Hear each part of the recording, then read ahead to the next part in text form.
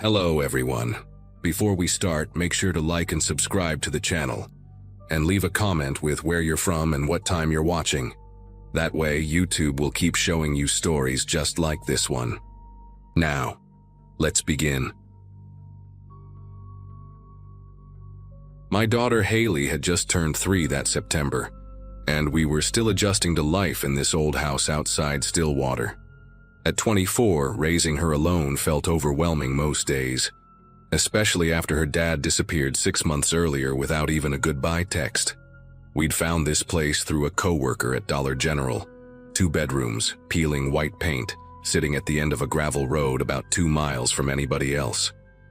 The isolation didn't bother me much since the rent was only $400 a month, and there was a decent backyard surrounded by tall prairie grass and scraggly oak trees that creaked against the roof on windy nights. Most evenings followed the same routine. Pick up Haley from my mom's place after work, make something simple for dinner, fight through bath time while she splashed water all over the bathroom floor, then read her exactly 3 stories before she'd finally close her eyes around 8:30. That particular evening in early October started exactly like that. Chicken nuggets shaped like dinosaurs, bubbles everywhere during her bath, and her favorite book about a rabbit who gets lost in the woods. After tucking Haley in with her stuffed elephant named Peanut, I collapsed onto our second-hand couch with some reheated coffee and my phone, grateful for a few minutes of quiet. The house had this way of settling at night, little pops and creaks that I'd gotten used to over the past 4 months of living there. But around 9:15, I heard something different coming from the kitchen. The back door handle was rattling, this metallic clicking sound that didn't match the usual house noises. That door was original to the house, probably from the 60s. Solid wood on the bottom with 9 small glass panes on top, the kind with frosted privacy glass that only showed shapes and shadows. The deadbolt barely caught in the frame anymore, and I kept meaning to ask the landlord to fix it. For maybe 30 seconds, I sat there listening to that handle jiggle, telling myself it had to be the wind. Then everything went quiet for a moment. And that's when I heard them. 3 heavy knocks, slow and deliberate, each one making the glass panes vibrate slightly. Through the doorway to the kitchen, I could see the edge of that door, and a dark shadow moved across those frosted panes, blocking out the dim porch light. The shadow wasn't moving like someone just passing by or a delivery person checking addresses. It lingered there, shifting slightly from side to side like whoever it was kept leaning in to peer through different panes of glass. My first instinct was to call out and ask who was there, but something held me back. Maybe it was the deliberate way those knocks had sounded, or how late it was for anyone to be visiting. I slipped off the couch as quietly as I could, keeping my eyes on that doorway while I grabbed my phone from the coffee table. The kitchen light was off, which meant whoever was outside couldn't see in clearly, but it also meant I'd have to get closer to see anything more than that shadow. I crept toward the kitchen, staying close to the wall, my bare feet silent on the carpet, and then the cold linoleum. When I reached the doorframe, I pressed myself against it and slowly leaned around to get a better view. The shadow had moved to the far left pane now, and I could make out what looked like hands cupped around someone's face, trying to see inside. That's when the handle started turning. Not rattling anymore, actually turning, slowly, testing whether the door was locked. The deadbolt held, but I could hear it straining against the frame, that old wood creaking under pressure. I pulled back from the doorway and held my breath, thumb hovering over my phone's emergency call button. The turning stopped, followed by silence that stretched for maybe 10 seconds. Then came a different sound, scratching, like metal on wood, coming from lower on the door near the handle. Whoever was out there wasn't knocking anymore. They were working at something, and the systematic nature of those sounds made my chest tighten. I thought about Haley sleeping in her room just down the hall, completely unaware, clutching Peanut with her mouth slightly open the way she always slept. The scratching continued for another minute before stopping abruptly, and the shadow disappeared from the glass panes. But I didn't hear footsteps walking away on the wooden porch or crunching on the gravel path that led to our driveway. I stayed frozen against that wall for what must have been 5 minutes just listening. The refrigerator hummed its usual tune, The oak tree outside scraped against the roof, but nothing from the back porch. My mind raced through possibilities. Maybe it was someone drunk who got the wrong house, or teenagers playing a prank, though we lived too far out for random pranks. Then I remembered something that made my mouth go dry. The previous tenant, an older woman named Dolores, according to my landlord, had moved out suddenly after living here for years. He'd been vague about why, just said she needed to be closer to family. I'd found some of her mail still coming to the house, even some prescription bottles in the medicine cabinet that I'd thrown away. What if someone was looking for her, someone who didn't know she'd moved? Or worse, what if they did know and thought a young woman living alone would be an easier target? A soft thud from the side of the house snapped me back to the present. My bedroom window faced that direction, and it was cracked open about 2 inches to let in the cool night air. I backed away from the kitchen doorway and hurried down the hall, still trying to stay quiet. Phone clutched in my hand with 911 already typed but not called. I reached my bedroom door and slowly pushed it open, peering into the darkness. The window screen was moving slightly, pushed inward like something had pressed against it from outside. Through the gap under the raised window, I could hear breathing, slow, controlled breaths that definitely weren't wind. Someone was standing right outside my bedroom window, probably on the old wooden crate I'd left there from when I'd been trying to fix the gutter. The breathing continued, steady and patient, and then I heard fingers running along the screen, testing its edges, looking for a way to pop it out of the frame. Every instinct screamed at me to grab Haley and run, but run where? My car keys were on the kitchen counter right by that back door where this had all started. The front door was in the living room, but it led out to the same gravel driveway where this person could easily see us. I pressed call on my phone, turning the volume down as low as possible while the dispatcher answered. Whispering as quietly as I could, I gave our address, 4782 County Road 51, and explained someone was trying to break in. The dispatcher, a woman with a calm voice, told me deputies were on their way, but it would be at least 15 minutes given our location. 15 minutes. The fingers stopped moving along the screen and I heard the wooden crate creak as weight shifted on it. Then came a sound that nearly made me scream, the window itself being pushed up, slow and careful. I'd forgotten to lock it after opening it earlier, and now it was sliding up inch by inch, the old wood frame groaning softly. I backed out of the bedroom and rushed to Haley's room, scooping her up as gently as I could while she stayed deep in sleep. She mumbled something about pancakes but didn't wake up, her small body warm and limp in my arms. Carrying her and Peanut, I went to the bathroom, the only room in the house with a lock on the door, even if it was just a flimsy push-button one. I locked us in and sat on the closed toilet lid with Haley in my lap, rocking her slightly to keep her asleep while listening to every sound in the house. The dispatcher stayed on the line, asking for updates in a hushed voice that I could barely hear. From the bathroom, I heard my bedroom window slide the rest of the way open, then nothing for about 30 seconds. After that came the unmistakable sound of feet hitting my bedroom floor, 2 soft thuds as someone climbed inside. The footsteps were careful but not silent, work boots maybe, moving across my bedroom toward the hallway.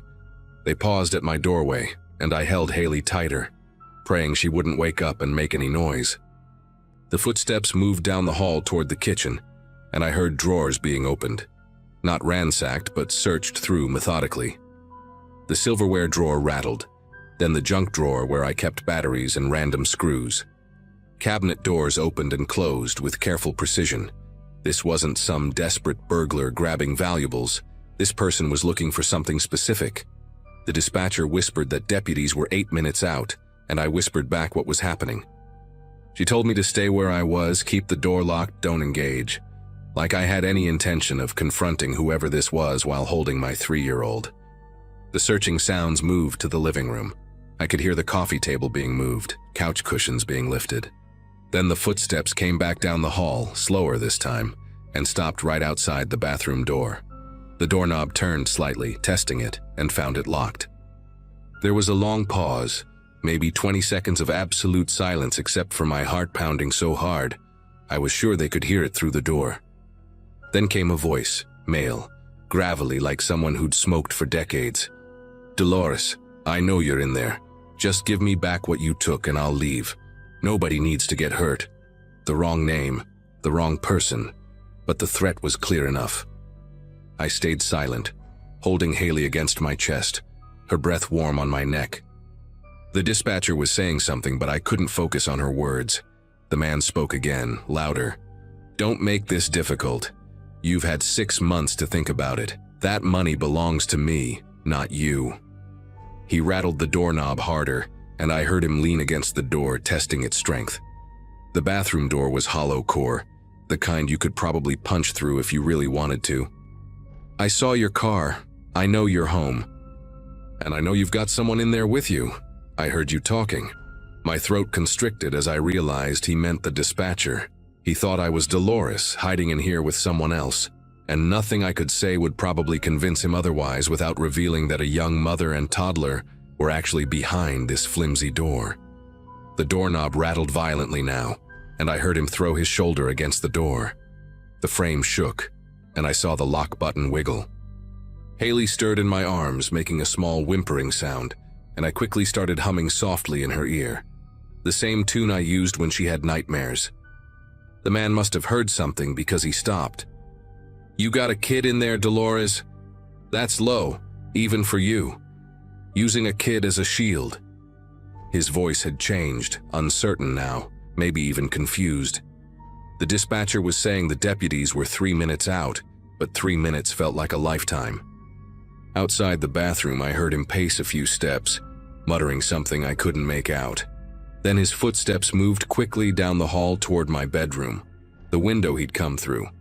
I heard him climbing back out, the wooden crate scraping against the house siding, and then feet hitting the ground outside.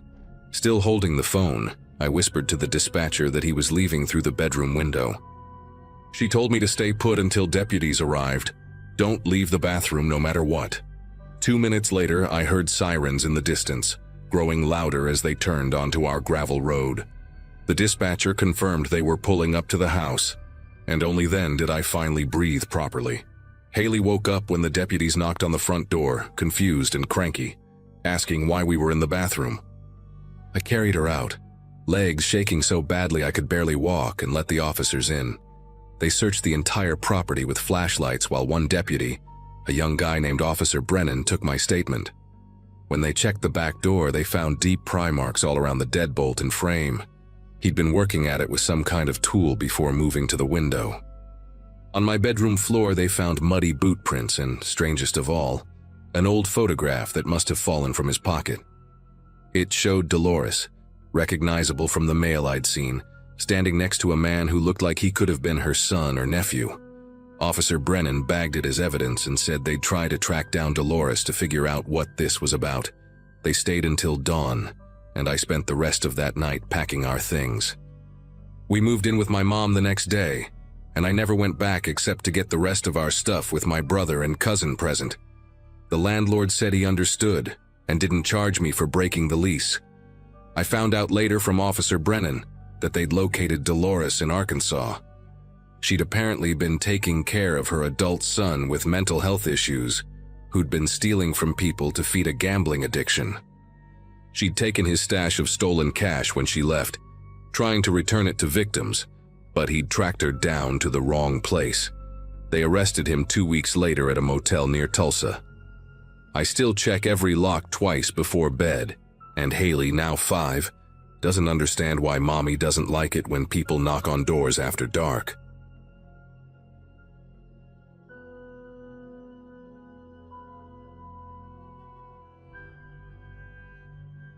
The farmhouse sat 40 miles outside Billings, surrounded by wheat fields that rippled like water whenever the wind blew hard enough. My parents had moved to Phoenix for Dad's arthritis, but kept the property as a rental, and since it was between tenants that June, they offered it to me while I worked on my senior thesis. Montana State felt a million miles away out there, which was exactly what I needed after 3 years of dorm life and lecture halls. The isolation wrapped around me like a blanket those first few weeks. Just the creaking bones of that old house, the whisper of wheat stalks, and old Mr. Garrison's pickup truck rattling past once a day on the gravel road. 12 acres of nothing but peace, with the nearest real neighbor a half-mile away. My laptop and a stack of research books took over the kitchen table, and I fell into a routine that felt almost meditative. My old bedroom on the second floor faced the backyard, where this massive oak tree threw shadows across the walls at night, like long fingers reaching for something. The house had been built in the 50s, all hardwood floors that announced every step, and windows that rattled in their frames when storms rolled through. For 2 weeks, the days blurred together beautifully. Coffee from Mom's ancient percolator at 8, research and writing until my eyes burned, then frozen dinners while trying to stream something on internet that barely functioned. By 11 each night, I'd crawl into bed feeling accomplished and exhausted in the best way.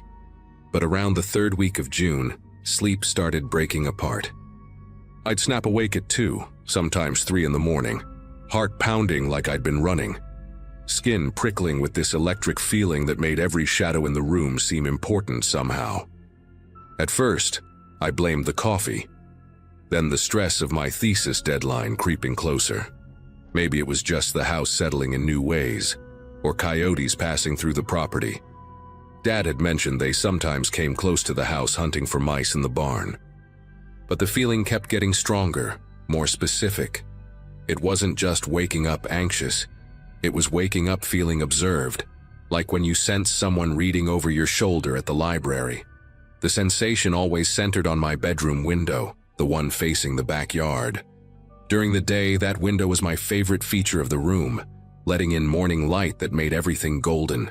But at night, with nothing but darkness pressing against the glass, it became something else entirely. I started leaving the curtains closed, telling myself it was to block the morning sun, not because of how exposed that rectangle of black glass made me feel. The 4th week brought a heat wave that turned the farmhouse into an oven. Even with every window open and 2 box fans running, the upstairs felt unbearable. On Wednesday night, I remember it was Wednesday because I'd driven to town that afternoon for groceries, I gave up trying to sleep around 1:30. My sheets were soaked with sweat, and that familiar prickle of anxiety was already crawling up my spine. I sat up, debating whether to grab my pillow and try sleeping on the couch downstairs, when I heard something that made me go completely still. Outside, maybe 20 feet from the house, came the distinct sound of a throat clearing. Not a cough exactly, but that deliberate noise someone makes when they want you to know they're there. The sound was so casual, so human, that for a second I thought maybe Mr. Garrison had come by, though I couldn't imagine why he'd be in my backyard at this hour. I crept to the window, staying low, and peeked through the gap where the curtain didn't quite meet the wall. The moon was nearly full that night, casting everything in this silver-blue light that made the yard look like an old photograph. The oak tree's shadow stretched across the grass, and beyond that the wheat field began, stalks barely moving in the still air. Nothing seemed wrong at first glance. Then I saw him. A man stood at the edge of the property line, where the mowed grass met the wheat. He was facing my window, completely motionless, arms hanging loose at his sides. Even from the second floor I could tell he was tall, maybe 6'3" or 6'4", wearing what looked like work clothes, jeans and a light-colored shirt. His face was just a pale oval in the moonlight, but somehow I knew he was looking directly at me, even though I was hidden behind the curtain. We stayed like that for what felt like hours, but was probably only 30 seconds, me crouched by the window, him standing in my yard like he'd grown roots. Then he took a step forward. Just one step, slow and deliberate, like he was testing something. My whole body locked up, this primal fear flooding through me that made thinking impossible. He took another step, then another, moving toward the house with this strange, measured pace, like someone walking through water. When he reached the oak tree about 15 feet from the house, he stopped. His head tilted back slightly, and I realized he was looking up at my window more directly now. That's when I noticed the cigarette. The orange glow appeared suddenly as he took a drag, illuminating his face for just a second. I couldn't make out features clearly, but I saw enough. Hollow cheeks, deep-set eyes, and something wrong with his mouth, like he was smiling but only with one side of his face. He stood there smoking, never moving except to raise and lower the cigarette, keeping his eyes fixed on my window the entire time. My phone was on the nightstand, just 5 feet away, but moving meant risking him seeing me. I tried to control my breathing, these shallow little gasps that made my chest ache, while my mind raced through options. Call 911, run downstairs and lock myself in the bathroom, get to my car keys in the kitchen. Every plan seemed to end with me having to move, to reveal that I was awake and watching him. The cigarette glowed brighter as he took a long drag, and then he did something that made bile rise in my throat. He waved. Not a friendly wave, but this slow, deliberate movement of his hand, back and forth like he was cleaning a window. The gesture was so wrong, so out of place in the middle of the night, that I actually gasped out loud. His head snapped toward the sound immediately, that lopsided smile stretching wider. He knew exactly where I was. He'd known the whole time. The spell broke and I scrambled backward, grabbing my phone and punching in 911 with fingers that wouldn't work right. The dispatcher's voice sounded impossibly calm as I whispered that someone was in my yard, that I needed help now, please. He's just standing there watching me. She kept asking questions. Was I safe? Was the house locked? Could I describe the person? While I crawled to the hallway, staying below the window line. Through the thin walls, I heard something that made my situation so much worse. Footsteps on the wooden porch below, slow and heavy, testing each board like he was savoring the sound. The doorknob to the back door rattled once, twice, then stopped. I heard him walking around the house, pausing at each window, and I realized with sick certainty that I hadn't checked any of the locks before going to bed. The dispatcher was saying units were on their way, 15 minutes out, but 15 minutes felt like a lifetime when I could hear him trying the front door now, the knob turning easily in his hand. The door didn't open though. By pure luck, I'd thrown the deadbolt after bringing in groceries that afternoon, something I rarely remembered to do. The doorknob stopped rattling, followed by silence so complete I could hear my own heartbeat in my ears. Then came a sound that turned my insides to water, the scrape of metal on metal. He was working on the lock, and from the purposeful rhythm of the sounds, he knew what he was doing. I pressed myself against the hallway wall, whispering to the dispatcher that he was trying to break in, that I needed to hide. She stayed on the line as I crept to my parents' bedroom, the only room with a lock on the door, my bare feet silent on the old floorboards I'd learned to navigate in darkness as a kid. Just as I reached for the doorknob, I heard the distinctive click of the deadbolt turning. The front door creaked open slowly, and heavy footsteps entered my house. He wasn't trying to be quiet anymore. The footsteps moved through the living room with confidence, pausing occasionally like he was examining things. I heard drawers opening in the kitchen, the refrigerator door, then the squeak of the stairs as he began climbing to the second floor. Each step was deliberate, taking his time, and between the footfalls I could hear him breathing, this raspy, excited sound like he'd been running. The dispatcher kept telling me to stay calm, to lock the door, help was coming, but her voice felt distant and useless. The footsteps reached the landing and turned toward my bedroom first. Through the thin door I heard him enter my room, the bed creaking as he sat down, then stood again. He was looking for me, checking the closet, even looking under the bed from the sounds of it.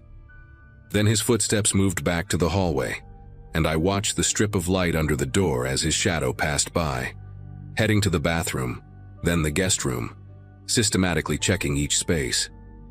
Finally, his shadow stopped directly in front of my parents' bedroom door. The doorknob turned slowly, meeting the resistance of the lock. Silence for a moment, then a soft laugh, not quite normal, more like air being forced through clenched teeth. He knocked, 3 gentle taps like he was visiting a friend. "I saw you watching me," he said, and his voice was worse than I'd imagined, smooth and conversational, with this underlying wheeze like damaged lungs.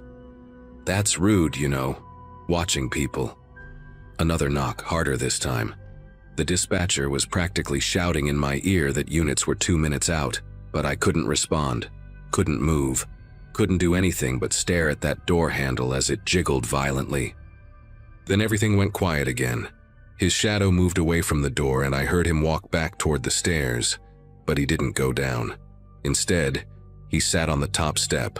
I knew that particular creak from years of sneaking in after curfew. He was waiting, and somehow that was worse than if he'd kept trying to get in. Sirens finally pierced the night, growing louder as they turned onto the gravel road. The man stood immediately, taking the stairs 3 at a time from the sound of it, his boots thundering through the house. The back door slammed so hard that something fell in the kitchen and shattered.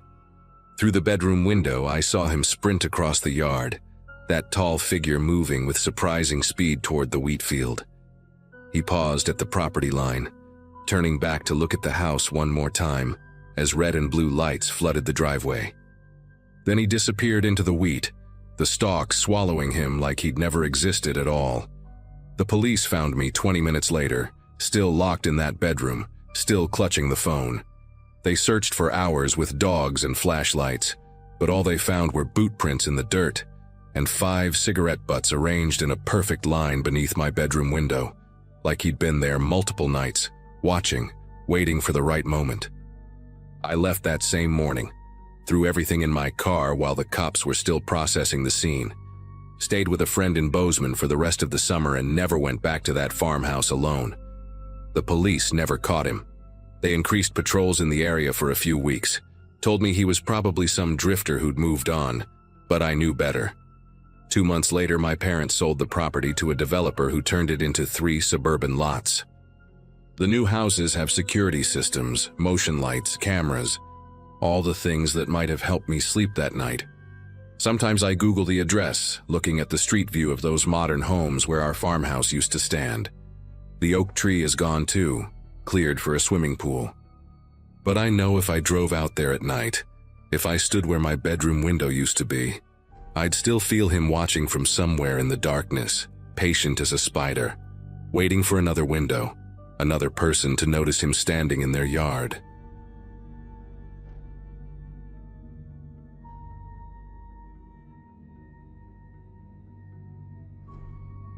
I just finished grading spelling tests that Thursday afternoon when I first heard the crying. Spring of 2018 in our little Texas town meant wildflowers everywhere and neighbors firing up their grills every weekend. I was living in my grandmother's old house on Willow Creek Drive, a street where mailboxes still had those little red flags, and people actually used them. Teaching 4th grade kept me busy during the week, and at 32, I'd settled into a comfortable rhythm of lesson plans and weekend gardening. The house had been mine for 5 years by then, a 2-bedroom place with creaky floors and a kitchen window that looked directly into the backyard next door. My days followed a predictable pattern.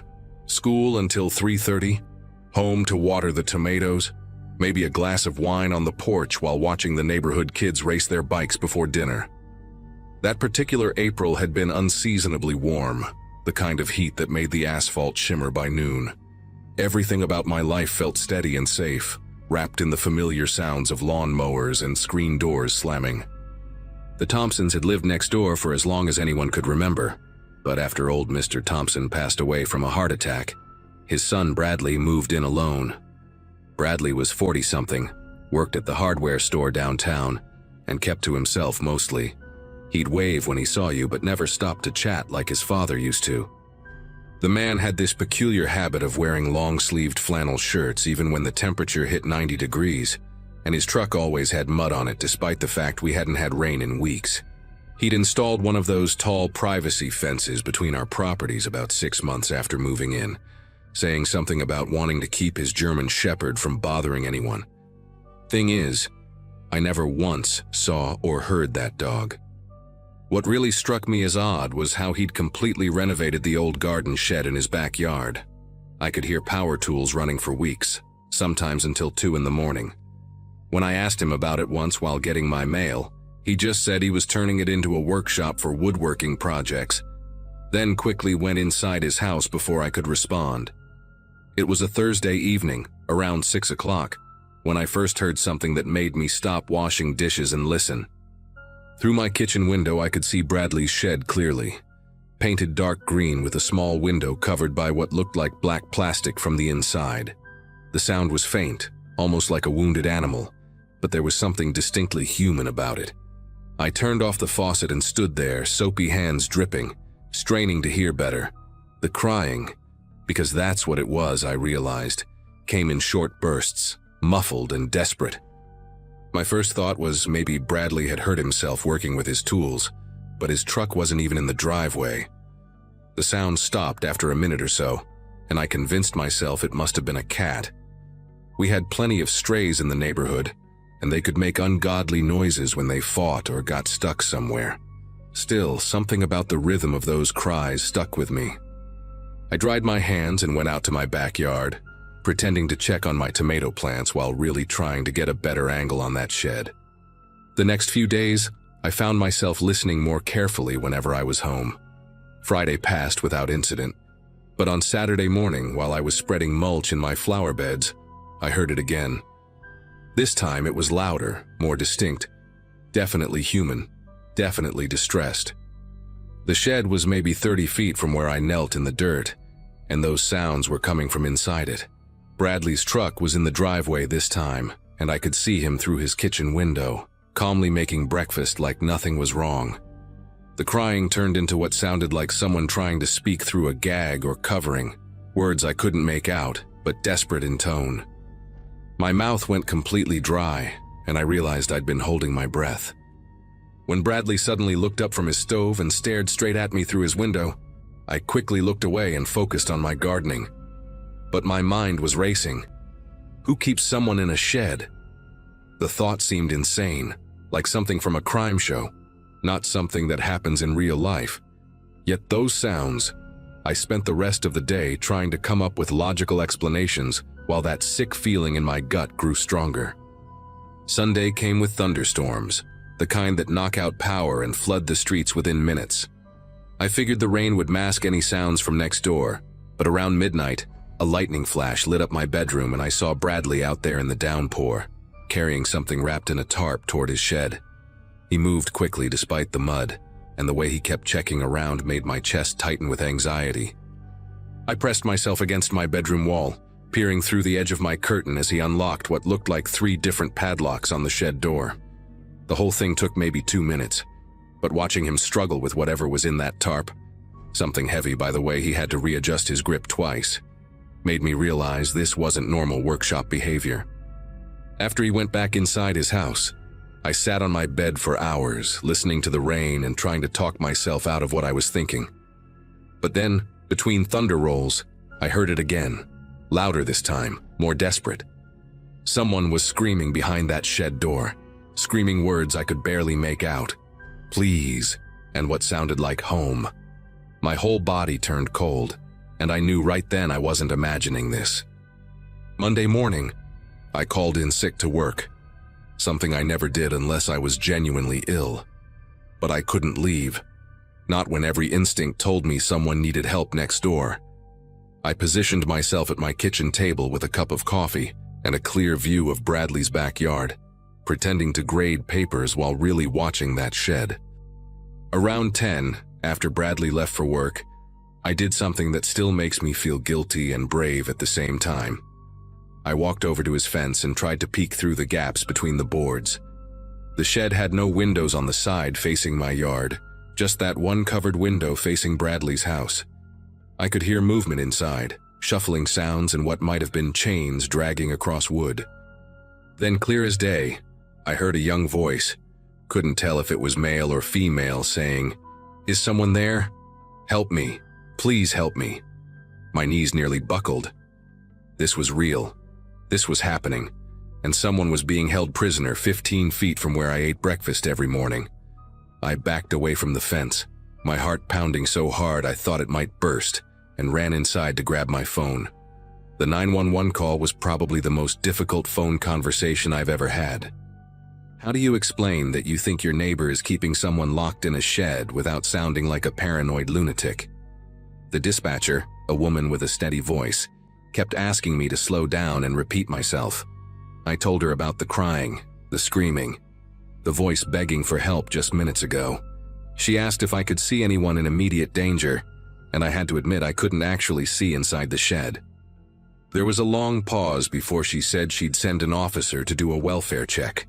20 minutes later, a single patrol car pulled up. No sirens, no urgency, just Officer Garrett, a young cop who looked barely out of the academy. He listened to my story with a skeptical expression, took some notes, then walked over to Bradley's house and knocked. No answer, of course, since Bradley was at work. Garrett walked around the property from the sidewalk, shone his flashlight at the shed from a distance, then came back to tell me there was no probable cause to enter private property. He suggested I call back if I heard anything else concerning, and gave me his card. I watched him drive away, feeling completely helpless and frustrated. That afternoon, I did something I'm not proud of but felt was necessary. I called Bradley's work and pretended to be interested in buying lumber, asking specifically when Bradley would be available to help me. They said he was there until 5. That gave me about 3 hours. I grabbed the biggest hammer from my garage and walked straight to his backyard. To hell with trespassing laws when someone's life might be at stake. The shed door had 3 heavy-duty padlocks, just as I'd seen, but the window on the side was my target. I smashed through the black plastic and glass with one swing, then used the hammer's claw to tear away the boards Bradley had nailed over it from the inside. The smell that hit me was awful. Human waste, sweat, and something rotten like old food. When my eyes adjusted to the darkness inside, I saw her, a girl, maybe 16 or 17, chained to a metal post Bradley had installed in the concrete floor. She was wearing a dirty t-shirt and shorts, her hair matted, her eyes wide with terror and hope. She tried to speak but only managed a hoarse whisper, "Water, please." I told her I was getting her out right now, then called 911 again, this time screaming at them to send everyone, send them now. There's a kidnapped girl in the shed at 427 Willow Creek Drive. Everything happened fast after that. I stayed with the girl, talking to her through the window while sirens grew louder in the distance. Her name was Ashley, and she'd run away from a foster home in Oklahoma 3 weeks ago. Bradley had offered her a ride at a truck stop, said he knew a place she could stay for a few nights, get a meal and figure things out. She'd been in that shed for 18 days. 18 days of him bringing her water and gas station food twice a day, telling her that nobody was looking for her, that foster kids disappeared all the time and no one cared. She showed me the bucket in the corner, the thin mattress on the floor, the notebook where she'd been scratching marks to count the days. When the police arrived, 3 cars, then 5, then the whole street was flashing red and blue. They had to use bolt cutters on the chains. The EMTs wrapped Ashley in one of those silver emergency blankets, and she grabbed my hand before they put her in the ambulance, squeezing it so tight I could feel every bone. "You saved my life," she whispered, and I just nodded because I couldn't speak through the tears. The image of her being wheeled away on that stretcher, finally safe, is something I'll never forget. Bradley arrived home from work right as they were putting up crime scene tape around his property. I'll never forget the look on his face when he saw the police cars, the ambulance, the shed door hanging open with investigators taking photographs inside. He didn't run or fight. He just stood there by his truck, shoulders sagging like he knew it was over. They arrested him right there on his driveway while half the neighborhood watched from their yards. As they put him in the patrol car, he looked straight at me and his expression wasn't angry or threatening. It was almost relieved, like he was tired of carrying the weight of what he'd done. The detective told me later that Bradley confessed to everything during questioning. He'd been planning it for months, specifically targeting runaways because he thought no one would miss them. The soundproofing he'd installed wasn't perfect, but it would have been good enough if I hadn't been paying attention. They found receipts for the materials, internet searches about missing teenagers, even a journal where he'd written about his plans. The shed had been designed as a prison from the start. The concrete floor poured specially to hold that metal post, ventilation holes drilled to keep someone alive but not comfortable, the door reinforced from the inside. The investigation revealed that Ashley wasn't supposed to be his first victim. Police found evidence that Bradley had been watching and documenting patterns of other runaways at various truck stops across Texas for over a year. He had photographs, license plates of people who gave them rides, notes about which days had the most vulnerable kids passing through. Ashley just happened to be at the wrong place at the wrong time when Bradley felt ready to execute his plan. What haunts me most is that he told investigators he chose our neighborhood specifically because it was quiet, full of people who minded their own business, and his father's reputation would protect him from suspicion. He was right about almost everything, except he didn't count on me being a teacher, trained to notice when something's wrong with a young person, even when I couldn't see them. The prosecutors said my 911 calls, especially the second one, saved Ashley's life. Bradley had been growing frustrated with her resistance, and his journal entries from those final days suggested he was considering ending the situation soon. Those were his actual words, like she was a problem to solve instead of a human being. Ashley recovered physically within a few months, though I know the emotional scars will last much longer. She sent me a letter 6 months later from her new placement, a group home in Colorado that specializes in helping trafficked and abused teens. She said she was learning to trust again, taking online classes to catch up on school, and had adopted a rescue cat named Warrior. We still exchange Christmas cards, and last year she sent me a photo from her high school graduation. Bradley got 40 years in federal prison for kidnapping and false imprisonment, though he'll be eligible for parole in 25. I moved out of that house 2 months after it happened, not because I was scared, but because I couldn't stop staring at that empty shed, couldn't stop wondering what would have happened if I'd called the police after the very first time I heard crying. The new owners tore it down immediately, planted a garden where it used to stand. Sometimes I drive by the old neighborhood, and it looks exactly the same as before, peaceful and quiet. But I know better now. I pay attention to things others might dismiss, trust my instincts when something doesn't feel right, and I'll never again assume that terrible things can't happen just because the street looks safe and the neighbors wave hello.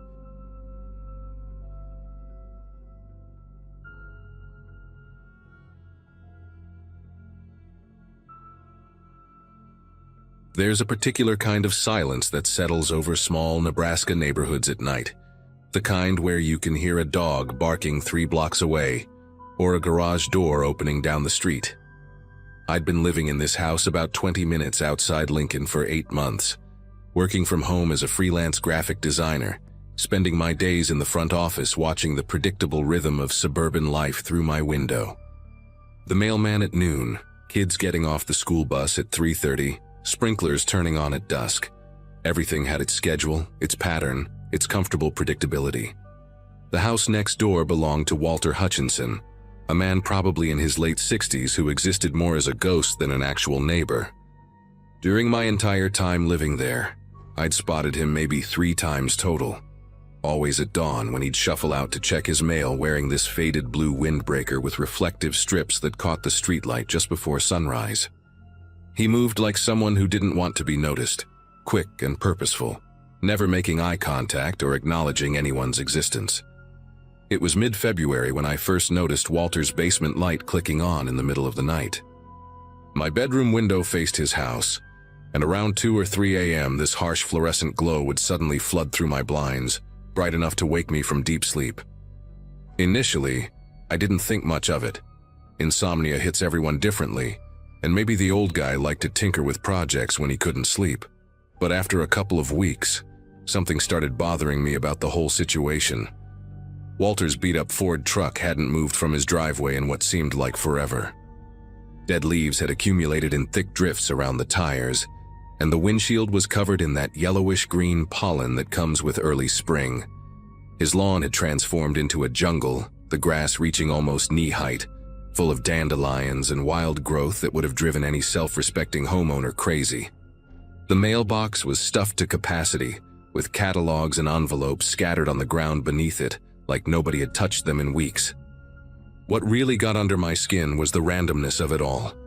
Some nights the light would stay on for 4, maybe 5 hours straight, and I'd drift in and out of sleep with that glow bleeding through my window. Other nights, it would flicker on for just 10 or 15 minutes before plunging back into darkness. I started keeping a notebook by my bed, jotting down the times just to see if there was any logic to it. 2:47 a.m. on Monday, 3:15 a.m. on Tuesday, nothing Wednesday, then 1:23 a.m. on Friday. No pattern whatsoever. The strangest part was that I never saw any other lights in the house. Not the kitchen, not the living room, not even the porch light when he'd supposedly be going down to the basement. Just that single rectangular window glowing like some kind of beacon in the night, casting long shadows across his overgrown yard. By the third week of this, I couldn't ignore how wrong everything felt. Walter's house looked abandoned in every way except for that basement light. Spiderwebs had formed across his front door, thick and undisturbed. A package from Amazon had been sitting on his porch for at least 10 days. The cardboard warped from rain and sun. Even his garbage bins hadn't been moved to the curb in over a month.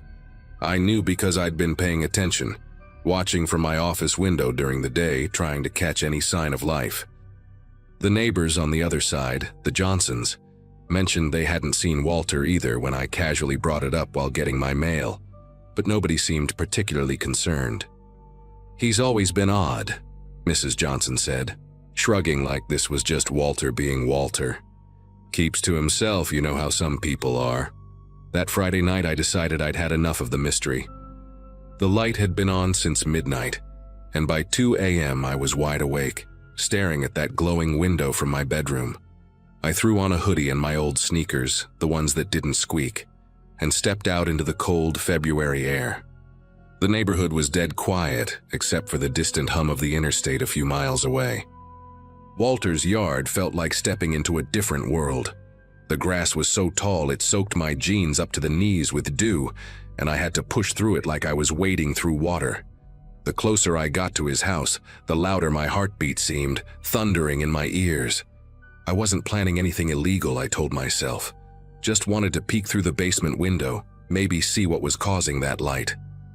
The window sat at ground level, one of those narrow rectangular ones that most basements have, and it was cracked open about an inch, letting out a thin line of bright white light and the faint sound of something I couldn't quite identify. Maybe a fan or some kind of machinery. I crouched down next to the window, my knees sinking into the wet earth, and tried to angle myself to see inside without being too obvious. The glass was dirty, covered in spots of mud and dust, but through the grime I could make out part of the basement. What I saw made my whole body go rigid. The walls were covered, absolutely covered, in photographs. Not family photos or artistic shots, but what looked like surveillance photos. People walking, sitting in cars, entering buildings, all taken from a distance with a telephoto lens. They were pinned up with red thumbtacks in neat rows, hundreds of them, maybe thousands. Some had writing underneath in black marker that I couldn't read from my angle, but what made my throat close up was recognizing some of the faces. There was Janet from the coffee shop downtown, the one who always remembered my order. There was Mr. Castellano, who taught at the local high school. There was even a photo of the teenage kid who delivered newspapers on Sunday mornings. My legs were trembling as I shifted position to get a better view, and that's when I saw the far wall, the one with the larger prints. These weren't just random surveillance shots. These were photos of people who'd been in the news recently, their faces familiar from missing person posters I'd seen around town. And on social media, Amanda Reeves, the college student who'd vanished from the university campus 3 months ago. Douglas Harper, the accountant whose car was found abandoned by the river in January. Sophia Mendez, the nurse who never showed up for her shift at the medical center and hadn't been seen since. Their photos were arranged in a timeline, with dates written underneath, some dating back years. Below each missing person's photo was a series of other shots, them at grocery stores, walking their dogs, sitting in their cars at red lights. The level of documentation was insane, like Walter had been tracking these people for weeks or months before they disappeared. In the corner of the basement, I could see what looked like file boxes, dozens of them, labeled with years going back to at least 2010. The sound of a door creaking from inside the house sent a jolt of pure panic through me. I dropped flat against the wet ground, my cheek pressed into the mud, not daring to breathe. Through the thin crack of the window, I could hear footsteps, slow, deliberate, moving across the basement floor. Then a voice, Walter's voice, but different from the few times I'd heard him speak before. He was talking to someone, his tone conversational, almost cheerful. "You're being so quiet tonight," he said. And there was something deeply wrong about the way he said it, like he was talking to a child or a pet. "That's okay. We have plenty of time. No one even knows you're here." The footsteps moved closer to the window, and I could see a shadow pass by. I pressed myself flatter against the ground, praying the tall grass would hide me. My phone was in my pocket, and I slowly reached for it, trying not to make any movement that might catch his attention through that cracked window. Just as my fingers wrapped around my phone, Walter's footsteps stopped directly above me, on the other side of the window. I could hear his breathing, raspy and uneven, like he'd been smoking for decades. "Did you hear that?" he said to whoever was in there with him. "Sounds like we might have a visitor." My entire body locked up, muscles so tense they hurt. Through the tiny gap I could see his feet in worn brown slippers standing maybe 2 feet from the window. He stood there for what felt like hours but was probably only 30 seconds, then walked away, his voice getting fainter. No, probably just a raccoon. They've been getting into everything since nobody's been cutting this grass." I waited until I couldn't hear him anymore, then slowly, painfully slowly, started crawling backward through the grass. Every movement felt like it took forever, every rustle of the grass sounding like an explosion in the quiet night. I made it back to the property line, then to my yard, my clothes soaked and covered in mud. Once inside my house, I locked every door, checked every window, and called 911 with shaking fingers. The dispatcher sounded skeptical at first. A concerned neighbor reporting suspicious activity isn't exactly high priority. But when I mentioned the missing person's photos, Amanda Reeves specifically, her tone changed completely. "Officers are on their way. Stay in your home and keep your doors locked." Within 15 minutes, the street was flooded with police cars. No sirens, but lights flashing, reflecting off every house on the block. I watched from my window as they surrounded Walter's house, and then heard them through a megaphone asking him to come out. For 10 minutes, nothing happened. Then they broke down the door. The shouting that followed was intense but brief, and I saw them bring Walter out in handcuffs, his blue windbreaker still on, his face completely calm like he'd been expecting this. He looked directly at my window as they put him in the patrol car, and the expression on his face wasn't anger. It was disappointment, like I'd ruined something he'd been working on for a very long time. The next few hours were a blur of police interviews and evidence collection. They found Amanda Reeves in a soundproofed room Walter had built in a corner of the basement, behind a false wall. She was alive, dehydrated and traumatized, but alive, and had been there for 6 days. The other missing people weren't as fortunate. The police found remains buried in various locations throughout the county, based on detailed maps Walter had kept in those file boxes. Turned out he'd been doing this for 13 years, selecting people who fit specific criteria he'd written out in notebooks they recovered. He worked as a night security guard at a warehouse for decades before retiring, a job that taught him about surveillance, about watching, about patience. The photos on his wall represented years of stalking, and the police counted at least 47 victims, though they suspected there were more. Walter had been using his basement as what investigators called a collection point, keeping victims there before moving them to secondary locations. They never let me see the full extent of what they found in that house, but the detective who interviewed me said I'd saved Amanda's life and potentially prevented more disappearances. Walter Hutchinson pleaded guilty to avoid the death penalty and got multiple life sentences without parole. The house next door was eventually demolished after sitting empty for a year, and now there's just an empty lot there that nobody wants to build on. Sometimes at night, I still wake up around 2 or 3 a.m., and I find myself looking out the window at where that basement window used to be. The neighborhood returned to its quiet routine: mailman at noon, kids off the bus at 3:30, sprinklers at dusk. But I can't forget Walter's voice that night, talking to Amanda in the basement, or the way he looked at me as they drove him away. I've thought about moving, but somehow staying feels like bearing witness to what happened here, making sure people remember. Because the scariest part wasn't discovering what Walter was doing. It was realizing he'd been doing it for over a decade, while we all lived our normal lives right next door, never suspecting that our boring, quiet neighborhood was hiding something so evil.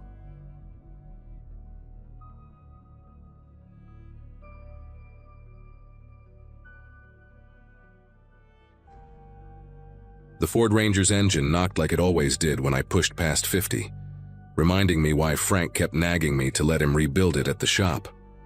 Route 19 stretched ahead through Millbrook's outskirts, nothing but darkness and the occasional reflective postmarking where the asphalt met the drainage ditch. I'd just finished wrestling with Mrs. Crawford's Buick transmission for the past 6 hours, grease still caked under my fingernails, despite scrubbing them raw with that orange pumice soap. The radio crackled with static between stations. You could never get decent reception once you passed the Dawson farm. November nights in West Virginia had a particular weight to them, cold seeping through the truck's worn weather stripping, making me crank the heater that only worked on the highest setting. My phone showed 11:07 p.m. on the cracked screen, and I was already planning which leftover to heat up first when the lights hit my mirrors.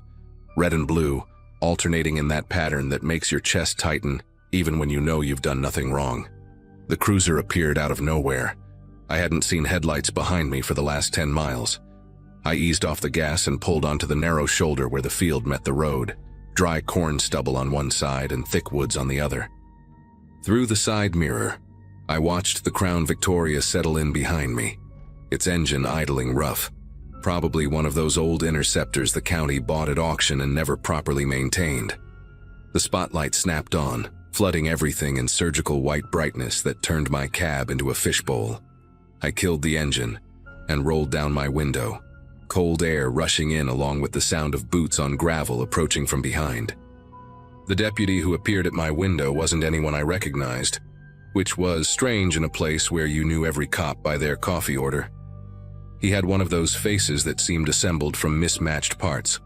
Nose too sharp, jaw too wide, eyes set deep enough that the spotlight's glare couldn't reach them. His uniform looked regulation except for how it hung on him, like it belonged to someone else, someone bigger. The nameplate read Deputy Carlisle, but the letters seemed worn, hard to make out. He leaned down, bringing with him the smell of cigarettes and something else, something chemical like antifreeze or formaldehyde. His flashlight beam hit my face, then swept through the cab's interior, lingering on my toolbox in the passenger footwell. The work invoices scattered on the dash, finally settling on my hands gripping the steering wheel. "License and registration," he said, but his voice had this quality to it like he was reading lines he'd memorized but didn't quite understand. I reached for my wallet, moving slow and deliberate the way my dad taught me, announcing each movement. The deputy watched my hands with an intensity that made the hair on my neck prickle. When I handed over my documents, his fingers were ice cold despite the thick gloves he wore, and he held my license up to his flashlight for what felt like a full minute, studying it like he was memorizing every detail. "Your taillight's out," he finally said, still staring at my ID. "Going to need you to step out of the vehicle so we can take a look at it together." The way he said together made my mouth go dry. I knew for a fact both taillights were working. I'd checked them myself that morning when I'd done the routine maintenance on the truck. Frank was particular about his employees maintaining their vehicles, said it was bad advertising for a mechanic to drive around with broken lights or squealing brakes. "Deputy, I'm sure they're both working fine," I said, keeping my voice level despite the crawling sensation working its way up my spine. "I can show you from here if you'd like." He tapped my license against the window frame, a rhythmic sound that seemed too loud in the quiet night. Each tap left a small mark on the glass, and I noticed his wedding ring was on the wrong hand, worn on his right ring finger instead of the left. "Need you to step out," he repeated, and this time his free hand moved to rest on his service weapon. Not threatening exactly, but deliberate enough to make the message clear. The woods beside us were silent. No insects, no wind through the trees, like everything was holding its breath. I unbuckled my seatbelt slowly, And that's when I saw it in the side mirror. There was someone else in the cruiser's passenger seat. Just a shadow, really. But definitely there, not moving, just watching. The gravel crunched under my boots as I stepped out, and immediately Deputy Carlisle positioned himself between me and my truck door, close enough that I could see the stubble on his neck was growing in strange patches, like a bad skin graft. "Walk to the back," he instructed, gesturing with his flashlight toward my truck bed. As we moved, I noticed the cruiser's license plate was covered in mud, deliberately it seemed, and the unit number on the side was partially scraped off. We stopped at the tailgate, and I could clearly see both lights glowing red in the reflection off the cruiser's hood. "See, Deputy? They're both working."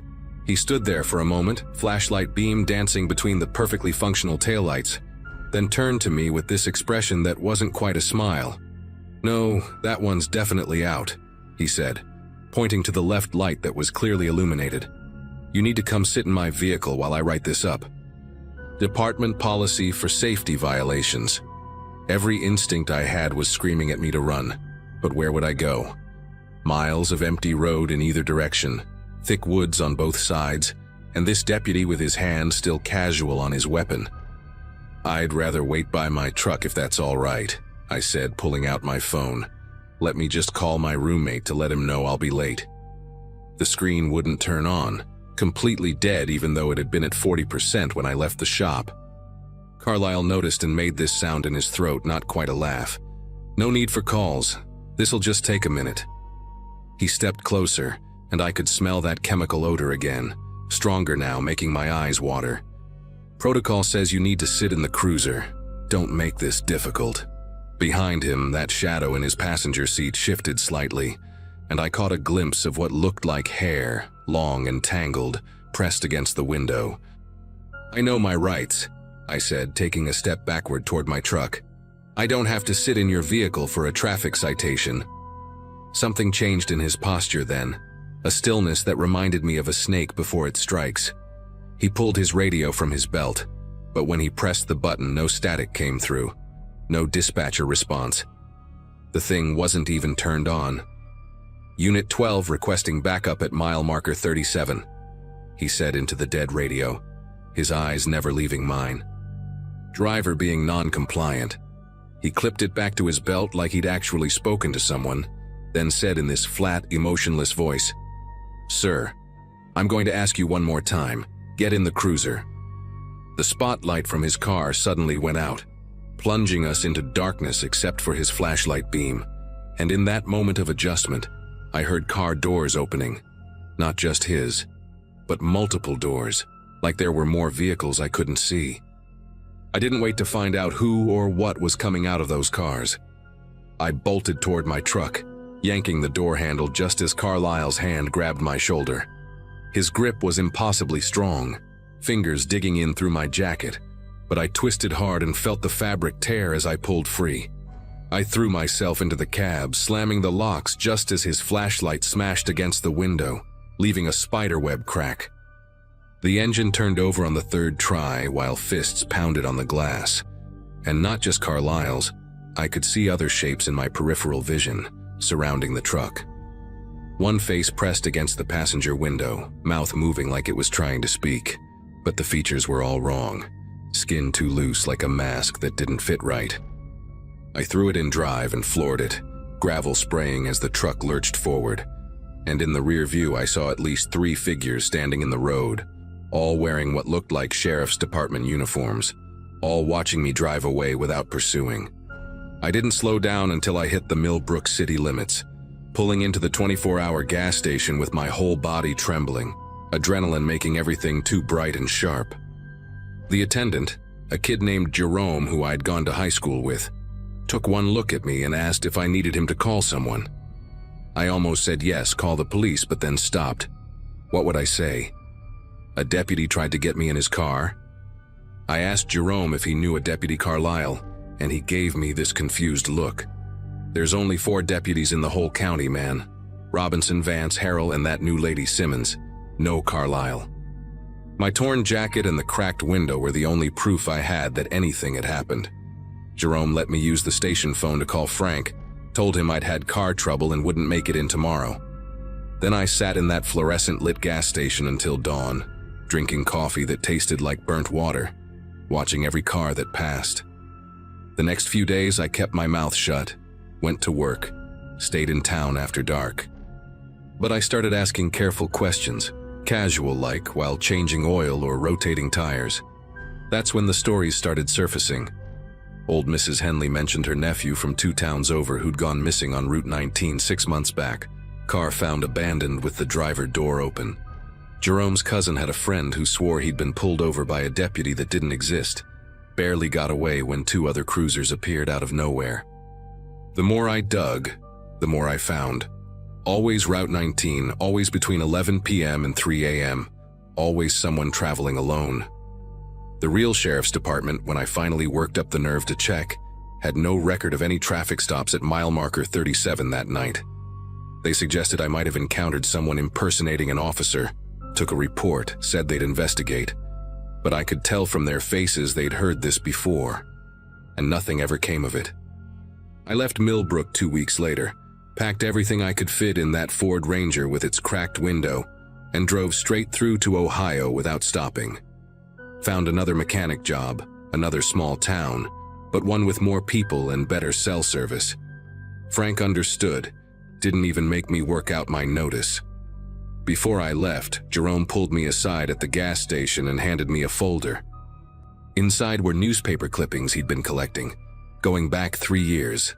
Missing persons reports, abandoned vehicles, all connected to that stretch of Route 19. The last clipping was from just 2 days after my encounter. A traveling salesman from Maryland, last seen heading through Millbrook around midnight. His car was found the next morning at mile marker 37. Driver door open, both taillights working perfectly. They never found him, just like the others. I still check the West Virginia news sometimes, looking for updates, but deep down I know the truth. Whatever's happening on Route 19, it's still happening. And the real horror is that someone, somewhere, knows exactly what it is.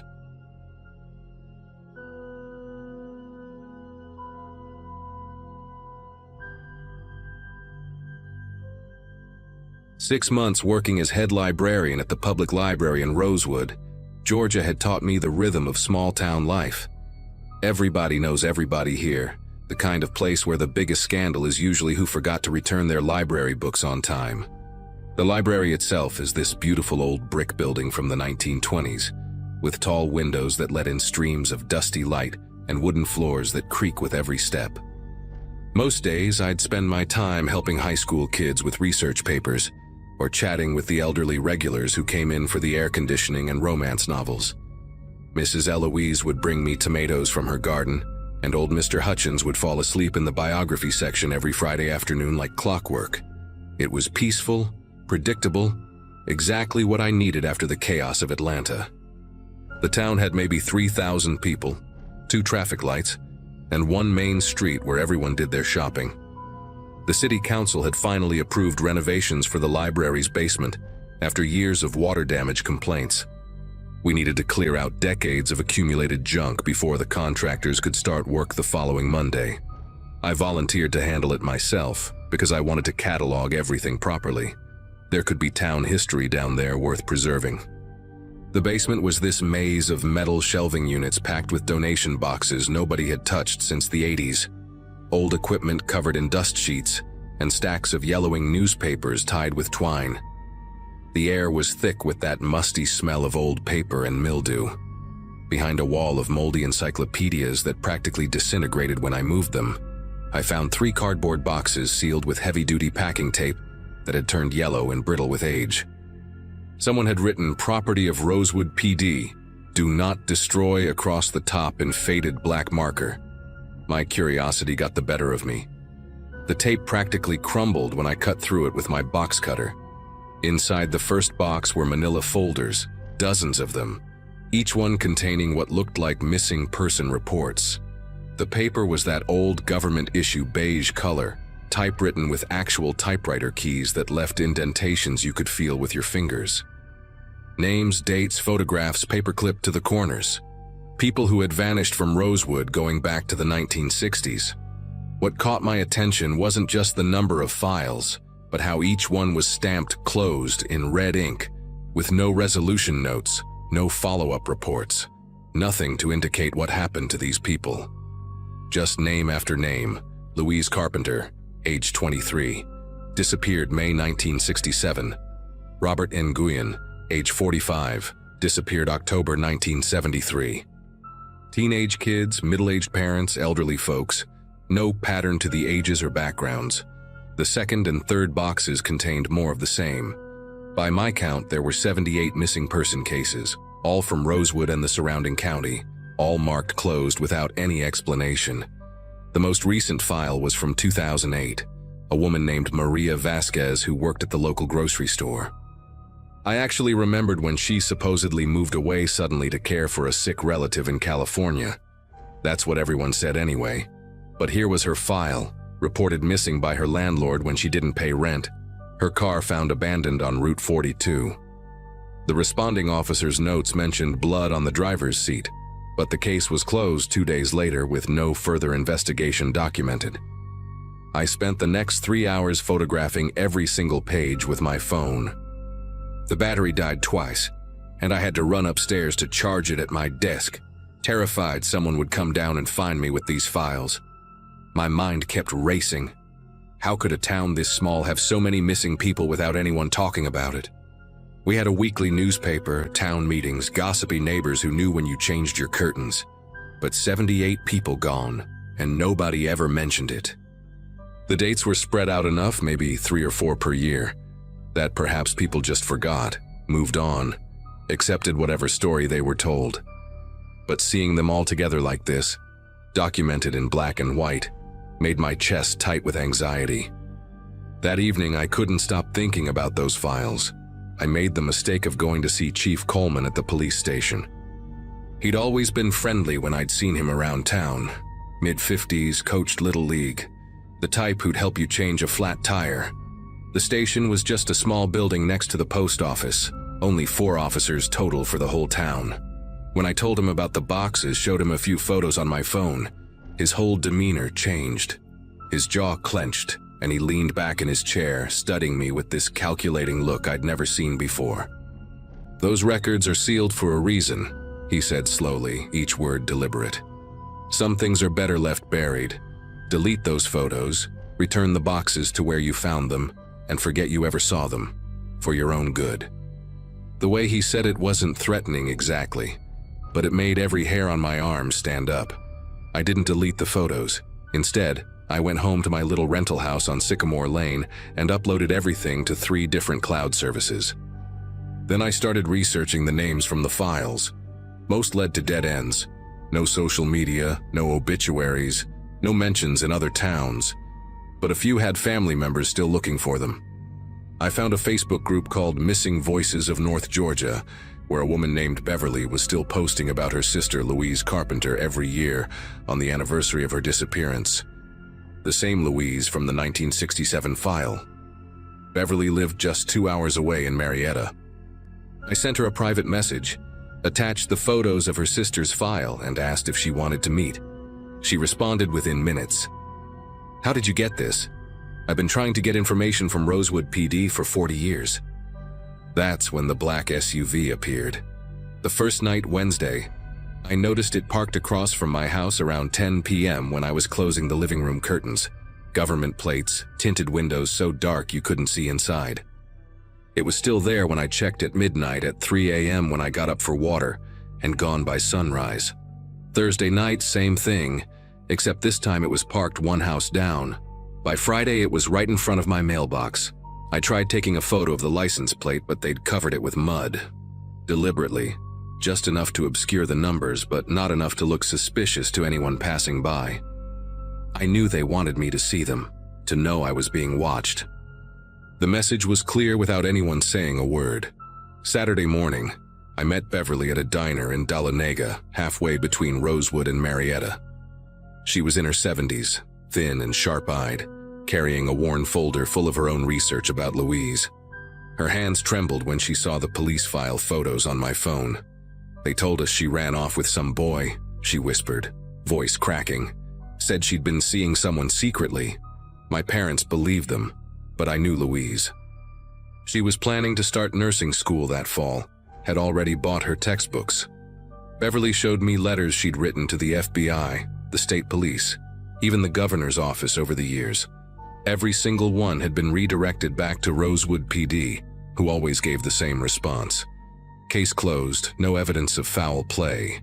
She told me about other families she'd connected with over the years, all with missing relatives from the Rosewood area, all given similar excuses. What Beverly said next made my mouth go dry. Her nephew was a state trooper, and he'd done some unofficial digging for her about 5 years earlier. He'd found property records showing that the Rosewood Police Department owned 16 acres of undeveloped land about 8 miles outside town, purchased in 1962. The land had no buildings, no stated purpose, just thick woods and a single dirt access road. But satellite images from Google Earth showed regular tire tracks leading in and out, and what looked like disturbed earth in several areas, patches where the vegetation grew differently.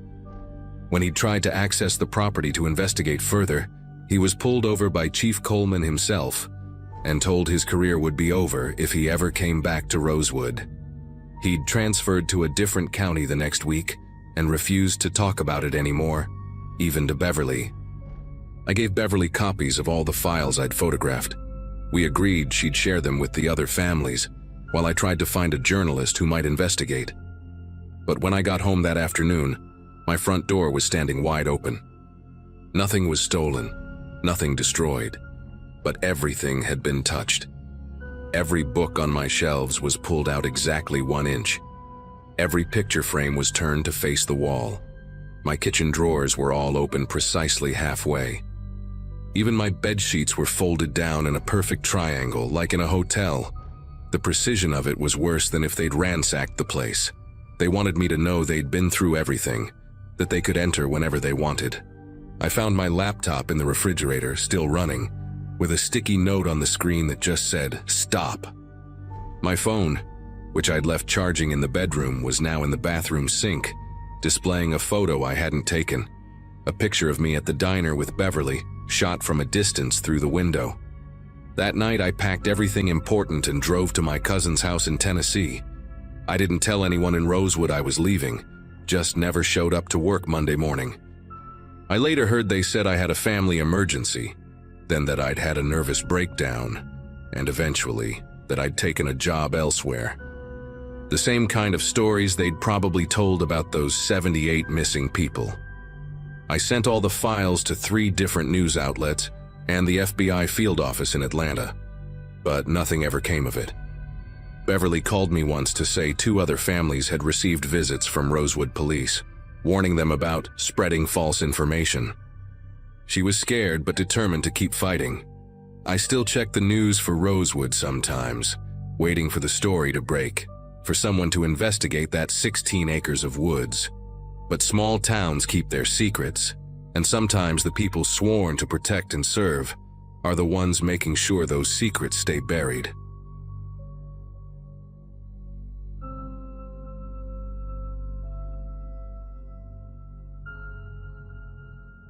My name's Aaron, and a few years ago I worked the overnight shift at the only 24-hour gas station in our town in Kentucky. The pay wasn't great, but it gave me enough to cover rent on my little duplex and keep food in the fridge. Nights there had their own rhythm. Truckers topping off their rigs, regulars grabbing cigarettes, and the occasional drifter passing through. I got used to the hum of the soda machine, the buzzing neon sign that never stayed fully lit, and the kind of silence that settled between customers when the hours stretched too long. One night started out the same as any other. I stocked the cooler, swept the floors, and leaned against the counter scrolling on my phone whenever things slowed down. Around midnight, I noticed an older sedan pulling into the lot. The headlights washed over the windows before it circled once and rolled back onto the road. At first, I didn't think much of it. People miss the entrance all the time, or they realize they're low on cash and drive off.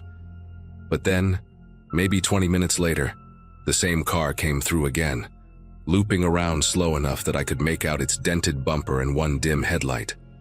By the 3rd time that car came back, creeping around the pumps without stopping, I felt a knot forming in my chest. No one got out. No one rolled a window down. Just that same slow lap, tires crunching over gravel, before disappearing again into the night. I tried to shake it off, telling myself it was someone lost, or maybe waiting for someone else. But the longer the hours dragged on, the harder it was to ignore the way my stomach tightened every time I thought I saw headlights in the distance. Around 4 in the morning, my shift was ending, and I went about locking up. That's when I spotted it. Down the street, past the edge of the lot, the same sedan sat parked on the shoulder. Its headlights were off, but I could still recognize the shape, the dent in the hood, the dull shine of its paint under the street lamp. I stood with the keys in my hand, pretending to fumble with the lock longer than I needed to, just to keep from turning my back completely. It didn't move. No door opened. It just sat there, like it was waiting for me to leave first. I finally made it to my car, trying not to glance too obviously in the direction of the sedan. The air felt heavy, the kind of quiet that made every sound sharper. My keys jingling, the slam of my door, the click of my seatbelt. When I pulled onto the road, I kept my eyes glued to the rearview mirror. For the first couple of blocks, nothing happened. Then, just as I started to think I'd imagined the whole thing, headlights flickered on behind me. The same car, same dented bumper. It eased onto the road, trailing me at a steady distance. My heart pounded so loud it almost drowned out the hum of my engine. I didn't want to drive straight home, so I made a few random turns through the quiet streets, circling blocks I didn't normally take. The car followed each one, never speeding up, never backing off. It was like they knew I was testing them and were content to let me know they weren't going anywhere. After 10 minutes of this, I pulled into a brightly lit parking lot near an all-night diner and just sat there, pretending to dig through my bag.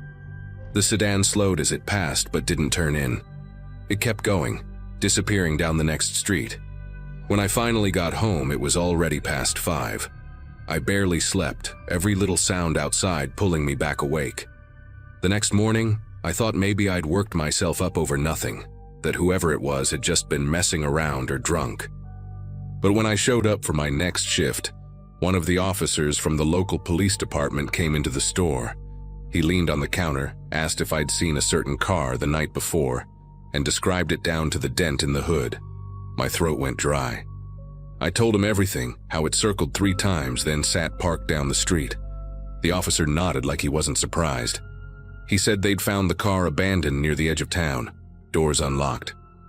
Inside, there were rolls of duct tape, a pack of zip ties, and a pair of gloves shoved into the glove box. He didn't say much else, just told me to be careful walking to my car and to call if I noticed anything strange again. I stood behind that counter long after he left, staring at the pumps in the empty lot beyond, trying to wrap my head around how close I might have come to being someone's target that night. The rest of that week felt unreal. Every time headlights appeared in the distance, I caught myself holding my breath. Customers came and went like always, but I couldn't shake the image of that car sitting in the dark, waiting. Even walking through the aisles of the gas station gave me a strange awareness. How isolated the place really was after midnight. How long it would take anyone to notice if something happened to me. I stopped wearing headphones, stopped stepping outside to smoke on breaks. I kept every door locked and the phone close at hand. A couple of nights later, another officer came by and asked if anyone had approached me in the parking lot. I said no, and he explained that the vehicle had been reported stolen. They never found the person who had been driving it. That detail rattled me worse than anything else. The thought that someone out there, someone who had circled me over and over, was still walking around free made it hard to concentrate on even the simplest tasks. Every face that came into the store became a question mark I couldn't answer. After that, I changed routines. I started parking my car right under the brightest light in the lot and asked a coworker to stay on the phone with me until I was safely inside. For weeks, I couldn't stop running through possibilities in my head. Was it a robbery that never happened? Something worse? Did they just get spooked when they realized the police were nearby? None of it added up, and not knowing became its own kind of weight I carried into every shift. People in town whispered about it for a while, but eventually, like most things, the talk faded. I never saw that sedan again, but I also never worked another overnight alone. To this day, when someone asks why I quit the gas station, I don't say much. I just tell them the truth in the simplest way I can. Once you've had someone circle you like prey, and then find out what they had waiting in the car, you stop pretending those long, quiet nights are harmless. You start seeing the dark for what it really is, a cover for people you'd rather never meet.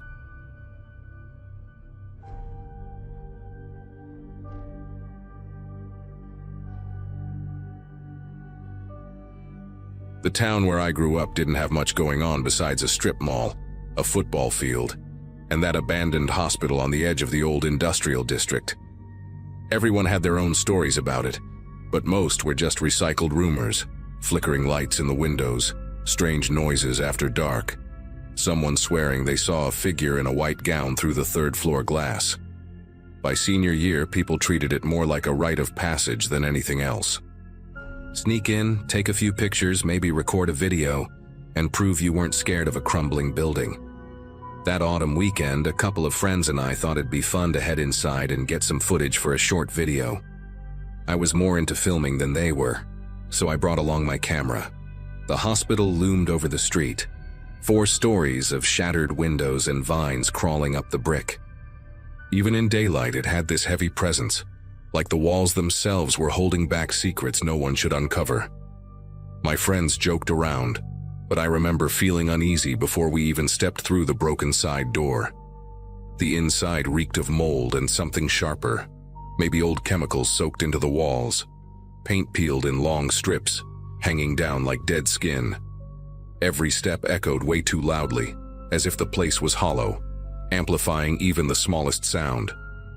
We wandered through hallways lined with rusted gurneys, graffiti covering the tiles. My friends mostly stuck together on the main floor, but I wanted better shots, so I drifted further, drawn to the stairwell that led down to the basement. The light there was weaker, my flashlight beam shaking across the walls as I went down. The basement was worse than I expected. Water pooled in corners, and the ceiling pipes dripped steadily, like a metronome ticking away the silence. That's where I found them. Dozens of patient files scattered across the damp concrete, their folders swollen with water damage. What made me stop wasn't just that they were left there, but that every single one had a red stamp across the cover. Deceased. I flipped through several, and something about them felt wrong. The patients had died in different years, but somehow all of them were listed as having died on the same exact day of the calendar. The deeper I dug into those files, the heavier the air felt. One folder belonged to a man in his 60s, another to a teenager, yet both had deceased stamped across the same day of the same month. I shuffled through at least a dozen before realizing they all matched. It didn't make sense. Different years, different circumstances, but the identical date repeated over and over. The hairs on my arms stood straight as I tried to convince myself it was some clerical error. Maybe a lazy administrator reusing a stamp. Still, the thought of it lingered in my head like a riddle I wasn't supposed to solve. I remember hearing my friends laughing faintly upstairs, their voices bouncing through the pipes. But down there it sounded warped, almost muffled. The further I stood among those files, the more I felt like I shouldn't be down there at all. My flashlight flickered, and for a split second I thought I saw movement at the far end of the hallway. Just a shift of shadow, nothing I could define. My instinct told me to leave, but instead I crouched and stuffed one of the folders into my backpack. I wanted proof, something I could show them later so they'd believe me. When we left the hospital, the sun had already dipped low, turning the sky a dim orange. My friends were still joking, calling the trip a bust because nothing dramatic had happened. I didn't mention the files. It felt personal, like if I talked about it too soon, it would lose its weight or sound like I was making it up.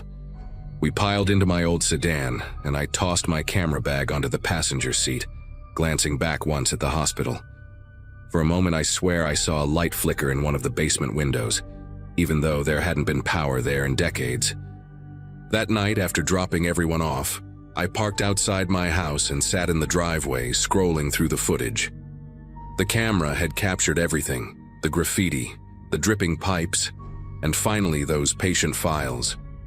Watching it back made the whole thing feel worse, like the basement had swallowed sound differently than I remembered. I left the bag locked inside the car, figuring I'd edit the clips the next day. When I came out the following morning, the driver's side door was cracked open. My wallet was still there, my backpack untouched. The only thing missing was the camera. I tore the car apart, searching every corner, thinking maybe I'd misplaced it or left it with one of my friends. But the bag was right where I'd left it, only the camera was gone. No shattered glass, no sign of forced entry. Almost like whoever took it knew exactly what they were looking for.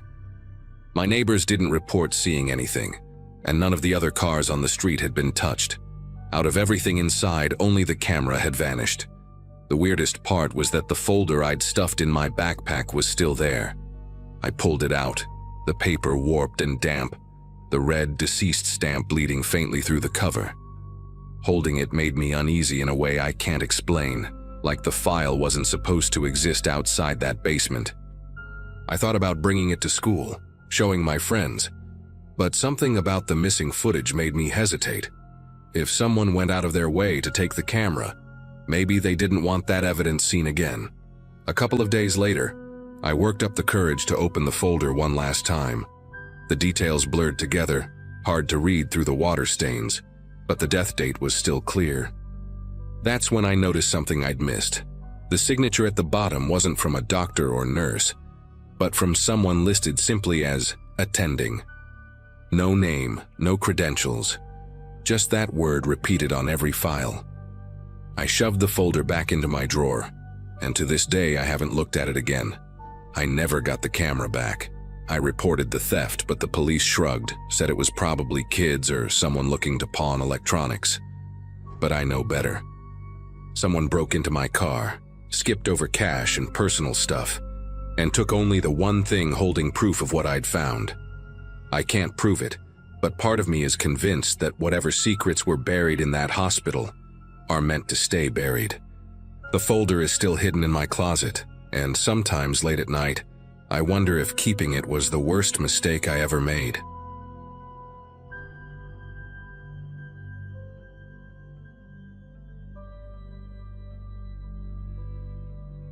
That night had started out in the usual small-town way, with everyone packed into the bleachers for the weekly high school football game. My girlfriend Emily and I weren't even that into football, but in our town, it was basically the only real entertainment on a Friday. I remember the sharp chill in the air when we left the field, the smell of concession stand popcorn still clinging to our jackets. We decided to take the long way home, the quieter county road that cut through farmland and patches of pine. It was late enough that traffic had thinned out, and the road felt like it belonged to us alone. I was behind the wheel of my old Chevy sedan, the heater humming against the cold. Emily sat next to me scrolling through her phone, the blue glow lighting up her face. We had the radio low, just background noise, some old country station that never came in clearly. The stretch we were on was dark. No streetlights, just the beams of our headlights carving a tunnel through the night. Every now and then we'd pass a mailbox leaning toward the ditch or a barn set way back from the road, but otherwise it was empty space and shadows. About halfway down that stretch, I noticed movement ahead. At first I thought it was a deer on the shoulder, so I slowed just a little. Then the figure stepped forward, illuminated in the glare of my headlights. It was a man standing by the ditch with one arm raised high, waving as if to flag us down. His clothes looked rough, layers of flannel and a dark jacket, and his posture was strange, too stiff, like he'd been waiting there. Emily leaned forward, squinting, and muttered, "Do you see that?" I eased off the gas, not stopping but letting the car slow enough to take a better look. The man didn't stumble or look injured, which struck me as odd. He was deliberate, standing like someone who knew exactly what he was doing. When our car drew closer, he suddenly broke into a sprint straight toward us, his arm no longer raised in distress. That's when I saw the metallic glint in his other hand, the unmistakable shape of a tire iron catching the light. Instinct took over and I slammed my foot back on the gas. The tires squealed against the pavement and the car lurched forward. In the rearview mirror, I caught a glimpse of him swinging the tire iron downward, like he had actually tried to smash the windshield or grab onto the car. Emily let out this sharp gasp, clutching the side of her seat, and all I could hear for the next few seconds was the engine straining and her breathing quick. The road stretched out ahead of us like it would never end, and I didn't dare slow down. My pulse was hammering so hard it felt like it was inside my ears. For a few miles we said nothing, just sitting in the glow of the dashboard lights, trying to process what had almost just happened. Emily finally broke the silence, her voice tight, asking if I thought we should call the sheriff's office. At first, I wasn't even sure what I had seen. Had I overreacted? Maybe he wasn't running at us? But the memory of that metal in his hand, catching our headlights, left no doubt. This wasn't someone broken down on the side of the road. This was someone lying in wait. We pulled into the first gas station that still had its lights on and parked near the front door under the buzzing fluorescence. I got out, legs shaky, and walked inside to ask if I could use their landline since cell service in that area was spotty. The cashier, an older guy with a long gray beard and a name tag that read Dennis, listened as I explained what had happened. His expression hardened immediately, like this wasn't the first time he'd heard something like it. He nodded slowly and said he'd make the call for us, his voice low as if he didn't want anyone else in the store overhearing. While Dennis was on the phone with the sheriff's department, Emily came in and told me her brother had texted her that there were already rumors going around about someone dangerous along that same stretch of road. She said a couple of people she knew had mentioned seeing a guy waving cars down, claiming his truck had broken down. The difference was, in those stories, he'd supposedly gotten closer before anyone noticed the weapon. Hearing that made my skin prickle. This wasn't a one-time thing we'd stumbled into by bad luck. It felt more like we had brushed right up against something planned, rehearsed, and escalating. Not long after, a deputy pulled up outside the station and came in to talk to us. His uniform was wrinkled, like he'd been called in from home, but he carried himself with the kind of seriousness that told me he already knew the situation. He asked for every detail, what the man looked like, what he was wearing, which direction he'd come from. When I mentioned the tire iron, the deputy's jaw tightened, and he told us we weren't the only ones who had called that night. A few other drivers had nearly been ambushed along that same road, each describing the same man with the same weapon. The deputy walked us back out to my car and inspected the windshield and hood with his flashlight, almost like he expected to find dents. Seeing the light sweep over the chipped paint and the dust clinging to the bumper made me realize how close it had been. Emily stayed quiet, her arms folded tight, watching the deputy as though he might have answers we didn't. Before letting us go, he warned us to avoid that stretch of road for the time being. He didn't sugarcoat it. This guy's looking for victims, not help. When we finally got home, the adrenaline wore off, and the whole thing settled on me like a weight. I kept replaying it in my head, the way the man stood so still until we were close enough, then the sudden sprint, the flash of metal. It wasn't random. It was a trap, set in a place where most people wouldn't think twice about stopping to help someone. What scared me most wasn't just what almost happened to us, but the thought of who might not have been lucky enough to hit the gas in time. To this day, I don't know if the deputies ever caught the man. I never saw anything about it in the local paper, and nobody in town brought it up after a week or two. Life just moved on like it does in small towns. But for me, that stretch of road never looked the same again. Even now, when I pass by an empty shoulder at night, my foot hovers over the accelerator, and I catch myself scanning the darkness for movement, half expecting someone to step out of the ditch, waving me down with one hand and hiding something dangerous in the other.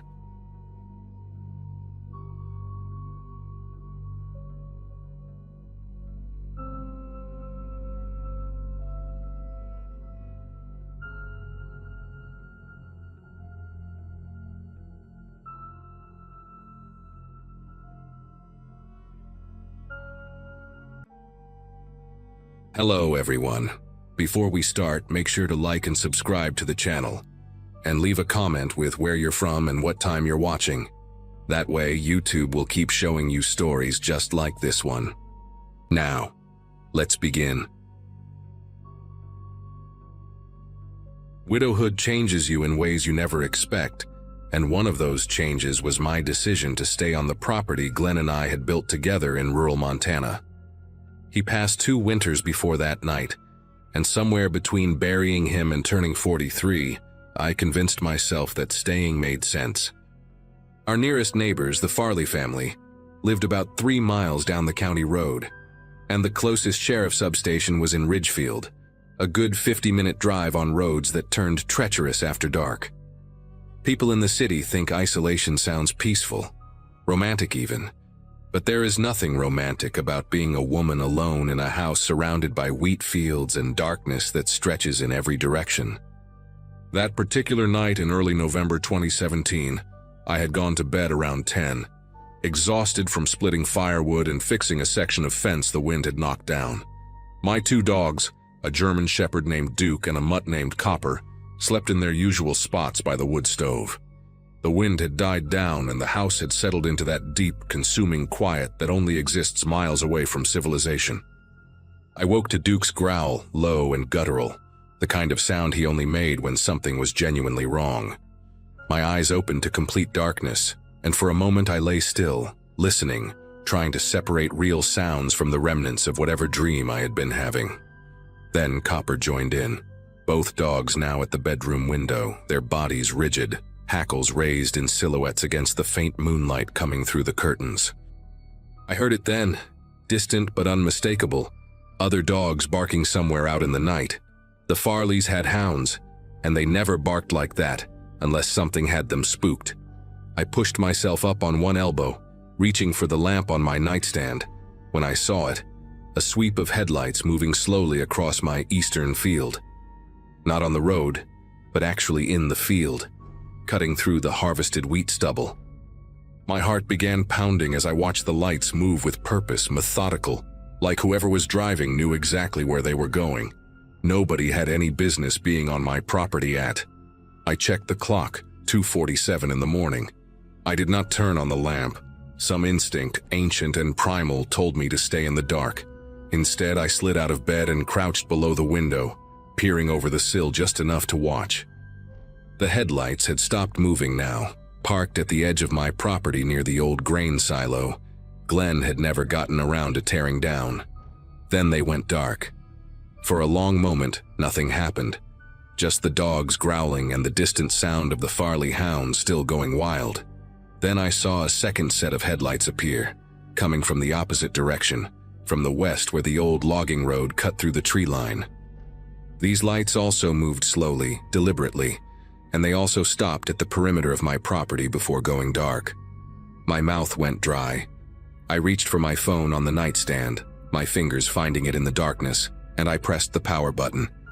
The screen lit up and I immediately dimmed it, shielding the glow with my body. No signal.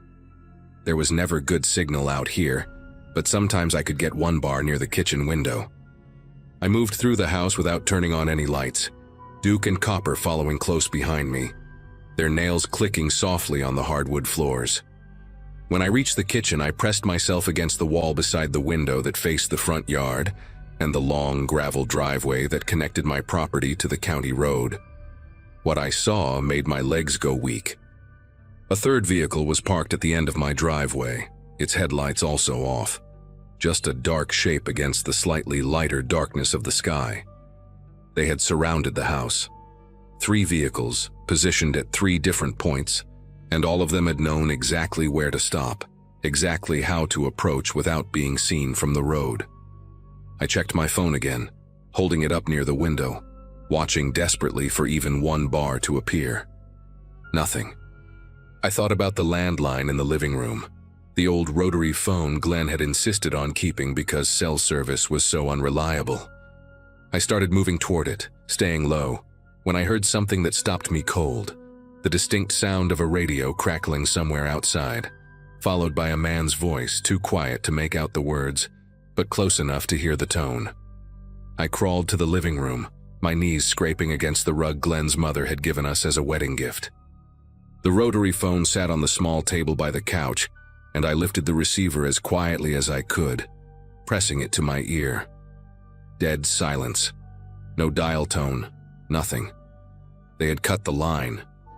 These were not drunk teenagers or lost hunters. These were people who had planned this, who knew that cutting the phone line would leave me stranded, who understood that by the time anyone realized something was wrong, it would be far too late. I set the receiver down and pressed my back against the couch, trying to think. Glenn's shotgun was in the bedroom closet, a 12-gauge Remington he had taught me to use for coyotes that sometimes went after the chickens. I had not fired it since he died, but I knew it was loaded, knew there was a box of shells on the top shelf beside it. I needed to get back to the bedroom without being seen through any of the windows. Duke suddenly let out a sharp bark, and I grabbed his collar, pulling him close, whispering for him to be quiet. Through the living room window, I saw a beam of light sweep across the front porch. A flashlight. Someone was on my porch, right outside the front door, maybe 15 feet from where I was crouched in the darkness. I heard footsteps on the wooden boards, slow and deliberate, and then the light paused at the window. I pressed myself flat against the floor, my cheek against the cold hardwood, holding both dogs by their collars as they trembled and growled. The beam moved across the room above me, illuminating the couch, the bookshelf, the fireplace mantel with our wedding photo still displayed. Then the light clicked off, and I heard the footsteps retreat, followed by that radio crackle again. A different voice this time, deeper, responded with something I could not understand. They were communicating positions, coordinating movements, and they were doing it with the kind of calm efficiency that terrified me more than anything else. I waited until the footsteps faded before I started crawling toward the hallway that led back to the bedroom. Every creak of the floorboard sounded impossibly loud, and I kept expecting a window to shatter or a door to burst open at any moment. When I finally reached the bedroom, I eased the closet door open and felt around in the darkness until my fingers closed around the cold steel of the shotgun barrel. I pulled it out, checked that it was loaded by touch alone, and grabbed the box of shells from the top shelf. My hands were unsteady as I shoved extra shells into the pockets of my pajama pants. I had no plan beyond this, no idea what I was supposed to do against multiple armed men who clearly knew what they were doing. I thought about hiding, about crawling into the space beneath the bed or locking myself in the bathroom, but I knew that would only delay whatever was coming. These people had not gone through all this trouble just to leave empty-handed. They wanted something, and the only thing of value in this house was me. A sound from the back of the house made Duke lunge forward, barking furiously, and this time I could not stop him. He bolted down the hallway toward the kitchen, Copper right behind him, and I heard the back door rattle violently in its frame. Someone was trying to force it open. I ran after the dogs, the shotgun raised, my bare feet slapping against the floor. When I reached the kitchen, I saw the door shaking as someone threw their weight against it from outside. The deadbolt was holding, but the door was old, the wood frame soft from decades of Montana winters. It would not hold for long. I aimed the shotgun at the center of the door and screamed at the top of my lungs that I had a gun, that I would shoot anyone who came through. The pounding stopped. For a moment there was silence, and I heard that radio crackle again, followed by a voice I will never forget as long as I live. It was calm, almost amused, and it said clearly enough for me to hear through the door. She is in the kitchen, armed, 12-gauge, probably the husband's old Remington. They knew about Glenn. They knew about the gun. A wave of nausea hit me so hard I almost doubled over. These were not strangers who had randomly chosen my house. These were people who had watched me, studied me, learned my routines and my vulnerabilities. I thought about all the times I had gone into town for groceries, all the conversations I had at the feed store or the gas station, mentioning that I lived alone now, that Glenn was gone, that the property was too big for one person, but I could not bring myself to sell. I had told strangers my entire situation without ever thinking twice. The voice outside spoke again, this time directed at me. "Mrs. Hartley, we know you are alone. We know the nearest deputy is 47 minutes away on a good night, and the roads are icy. We know your cell phone does not work out here. We have done this before, and it always goes easier when people cooperate. The casual way he listed these facts, like he was reading from a checklist, made me realize how carefully they had planned everything. They had probably watched the house for weeks, maybe months, noting when I went to bed, when I woke up, which lights I turned on and when I turned them off. I backed away from the door, the shotgun still raised, my mind racing through options that all seemed hopeless. The windows were old single-pane glass, easy to break. The doors were solid, but the frames were weak. Even if I shot one of them, there were others, and they would be through the house before I could reload. Then I remembered something. The root cellar. Glenn had dug it himself the second year we lived here. An underground space beneath the kitchen, accessible through a trap door hidden under the rug by the pantry. He had installed a heavy steel door at the bottom of the stairs, paranoid about tornadoes even though they were rare this far north. The cellar had supplies, canned food, water, a battery-powered radio, and most importantly, it had a lock that could only be opened from the inside. If I could get down there with the dogs, I could wait them out. Eventually, someone would notice I was missing. Eventually, help would come. It was not a good plan, but it was the only plan I had, and I was running out of time. I moved quickly, pulling back the rug with one hand while keeping the shotgun ready with the other. The trapdoor was right where it had always been, the iron ring handle cold against my palm. I yanked it open and whistled for the dogs, and Duke understood immediately, bounding down the wooden stairs into the darkness below. Copper hesitated, confused, and I had to grab him by the collar and practically shove him through the opening. I was halfway down the stairs myself when I heard glass shatter somewhere in the house, followed by heavy footsteps and voices calling out to each other. They were inside. I pulled the trapdoor shut above me, fumbling in the darkness for the steel door at the bottom of the stairs. My fingers found the handle, and I pulled it closed just as I heard footsteps in the kitchen directly above me. The lock was a heavy deadbolt, the kind you would find on a commercial door, and it slid into place with a solid thunk that echoed in the small concrete room.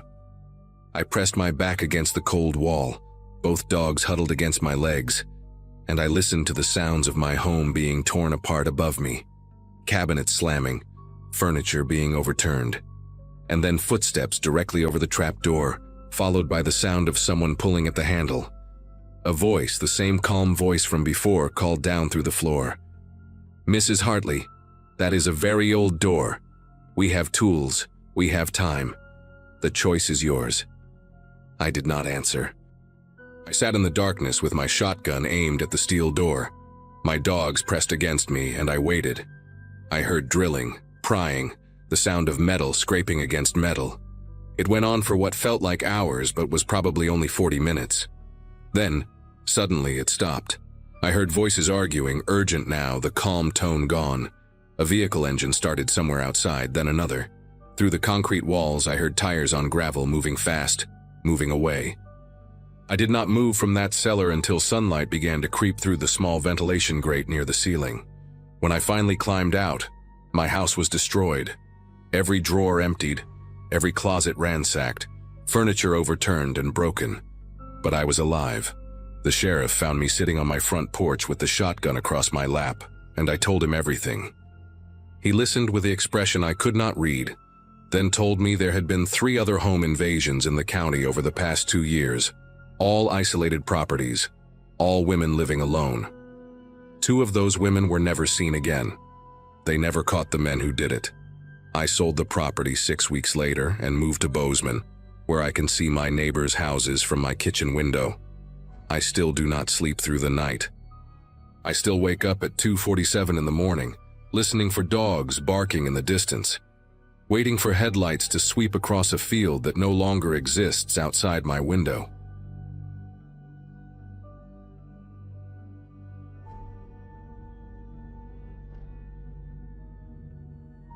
Ridgefield, Montana is the kind of place that does not show up on most maps. Population 200 and something, depending on who had moved away or passed on that year.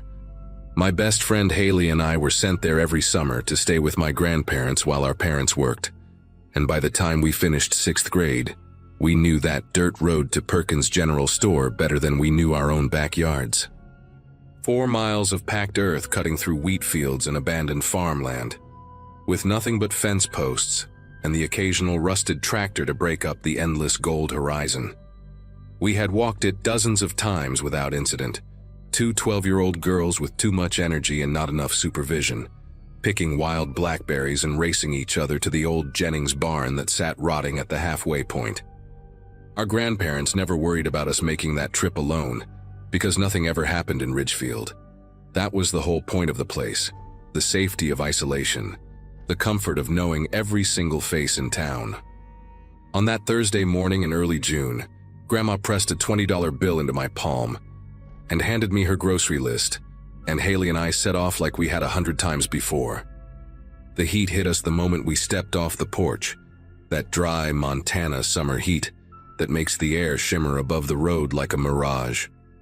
Haley complained about the dust getting into her sandals, and I told her she should have worn sneakers like I did, and we bickered about nothing as we walked.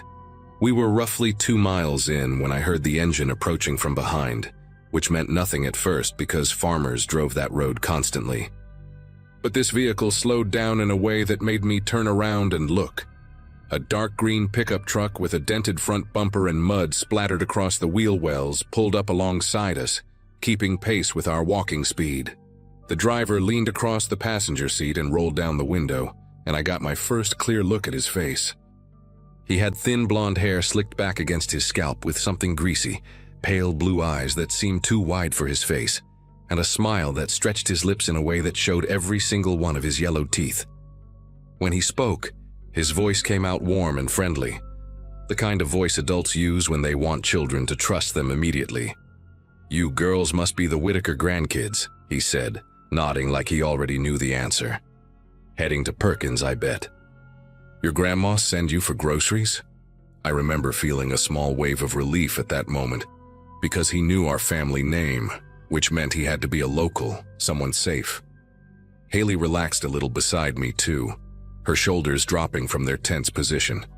The man kept talking, explaining that he worked on one of the farms further out past the county line and came through Ridgefield every few weeks for supplies. He said his name was Gene, or maybe it was Dean, something short and plain that I cannot remember clearly anymore because everything that came after erased those small details from my mind. What I do remember is what he said next, leaning further toward the open window with that strange wide smile still plastered across his face. He told us there had been coyote attacks on the road up ahead, that a pack had gotten bold and gone after a couple of dogs just yesterday, and it was not safe for two young girls to be walking alone. Haley looked at me with uncertainty in her eyes, and I could tell she was trying to decide whether to believe him. The thing was, coyote problems were not unusual in that area, and we had been warned about them before by our grandfather, who kept a rifle by the back door for that exact reason. So the story made sense, and the man seemed to know that it would. He offered us a ride the rest of the way to the store, saying it would only take a few minutes, and he was heading that direction anyway. I hesitated, feeling something heavy settle in my chest that I could not explain, a reluctance that had no logical source.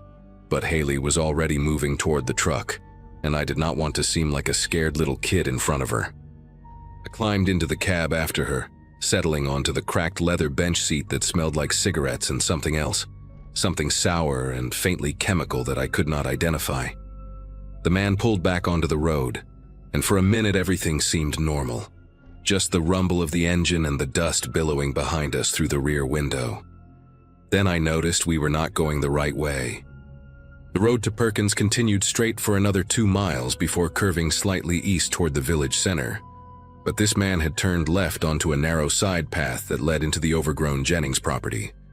I knew that land well because Haley and I had explored the edges of it many times, daring each other to get closer to the collapsing barn with its dark windows that looked like empty eye sockets. The truck bounced over ruts and potholes as the main road disappeared behind a wall of tall wild grass, and my heart began to pound so hard I could feel it in my throat. I asked him where we were going, trying to keep my voice steady, and he said this was a shortcut that would get us to the store faster. But that was a lie, and I knew it was a lie, because this road led nowhere except deeper into abandoned farmland. Haley grabbed my hand and squeezed it tight, her palms slick with sweat. I looked at her face and saw my own fear reflected back at me, her eyes wide and her lips pressed together in a thin line. The man kept talking in that same cheerful tone, telling us about the weather and the wheat harvest and other things that meant nothing, filling the air with words so we would not have time to think. But I was thinking, and what I was thinking was that nobody knew where we were. Our grandparents expected us to be gone for at least 2 hours, and if we disappeared into these fields, no one would even start looking for us until lunchtime. The truck slowed down as we approached the old Jennings barn, and I saw that someone had been here recently because there were fresh tire tracks in the mud, and the padlock on the barn door had been replaced with a shiny new one. The man pulled the truck to a stop and turned off the engine, and in that sudden silence I could hear birds singing somewhere far away and the tick of the cooling motor. He turned to look at us with that same terrible smile, and he said we should wait here for just a minute while he checked on something inside the barn. That was when Haley screamed. It was not a word or a call for help, just a raw animal sound of pure terror that seemed to unlock something in both of us. She yanked the door handle and threw herself out of the truck before I even understood what was happening, and I followed her a half second later, my feet hitting the ground hard enough to send a jolt of pain up through my ankles. The man shouted something behind us, his friendly voice gone sharp and ugly, but I did not turn around to see if he was chasing us. We ran into the tall grass, pushing through stalks that whipped against our faces and arms, our breath coming in ragged gasps. I could hear Haley somewhere to my left, crashing through the vegetation, and I angled toward the sound of her footsteps. The grass was so high that I could not see more than a few feet in any direction, and I kept expecting to feel a hand close around my arm or my hair at any moment. My lungs burned and my legs ached, but I did not slow down, could not slow down, because somewhere behind us was a man who had taken us to an abandoned barn in the middle of nowhere, and I knew with absolute certainty what that meant. We ran until the grass thinned out and gave way to a plowed field, the dirt soft and uneven beneath our feet. I stumbled twice and caught myself with my hands, scraping my palms raw against rocks and dry clods of earth. Haley was crying now, loud hiccuping sobs that she could not control, and I grabbed her wrist and pulled her along because we could not stop yet. In the distance, I could see a farmhouse with a red roof and a weather vane shaped like a rooster, and I pointed toward it and told Haley to keep going. My whole body was shaking, not just my hands but my legs and my jaw and something deep inside my chest that would not stop trembling no matter how hard I tried to control it.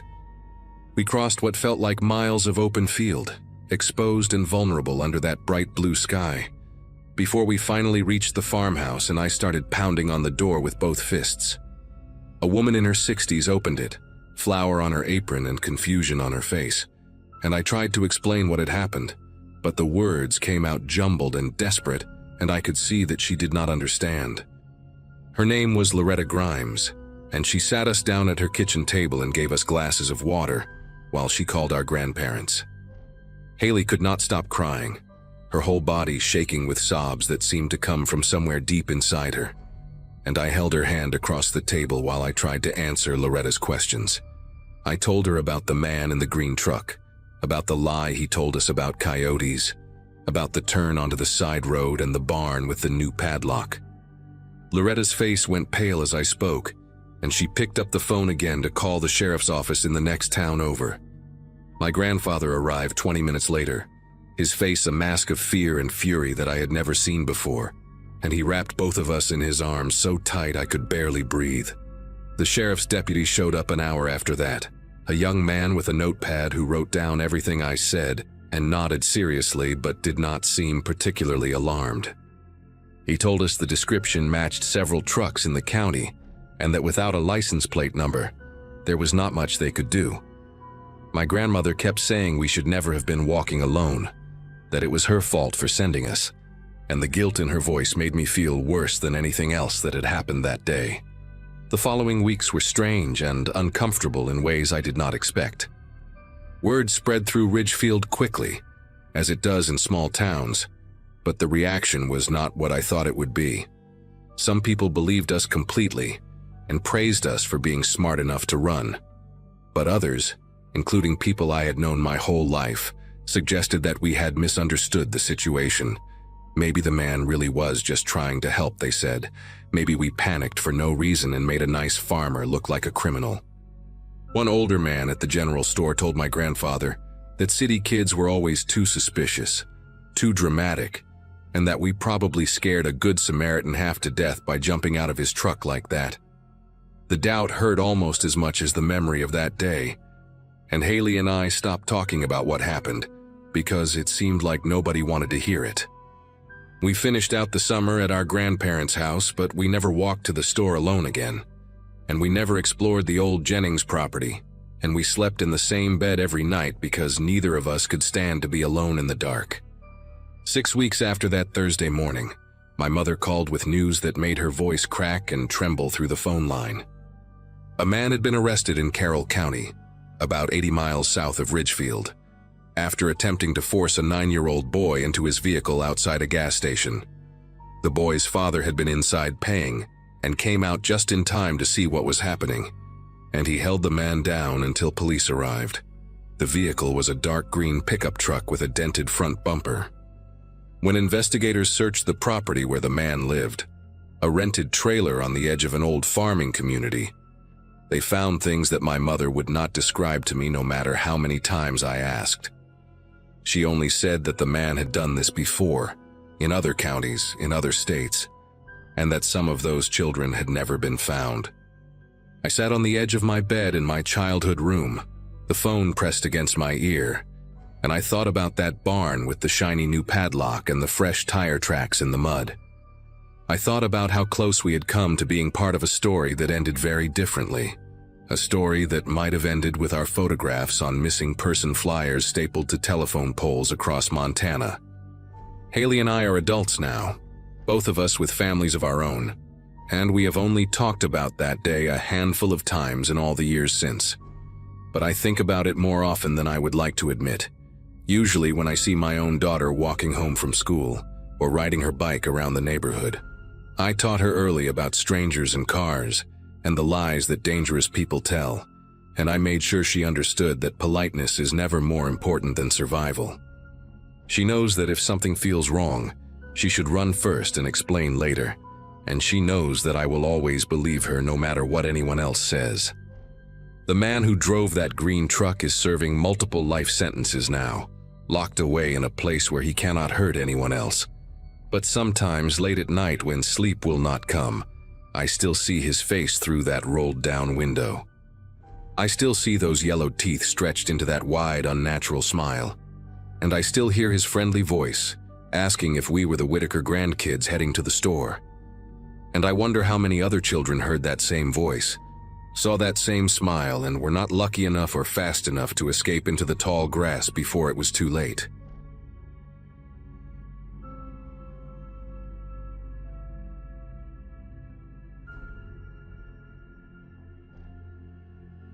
My cousin got me the job at the grain facility out near Harlow County, about 40 minutes from the nearest town with a stoplight.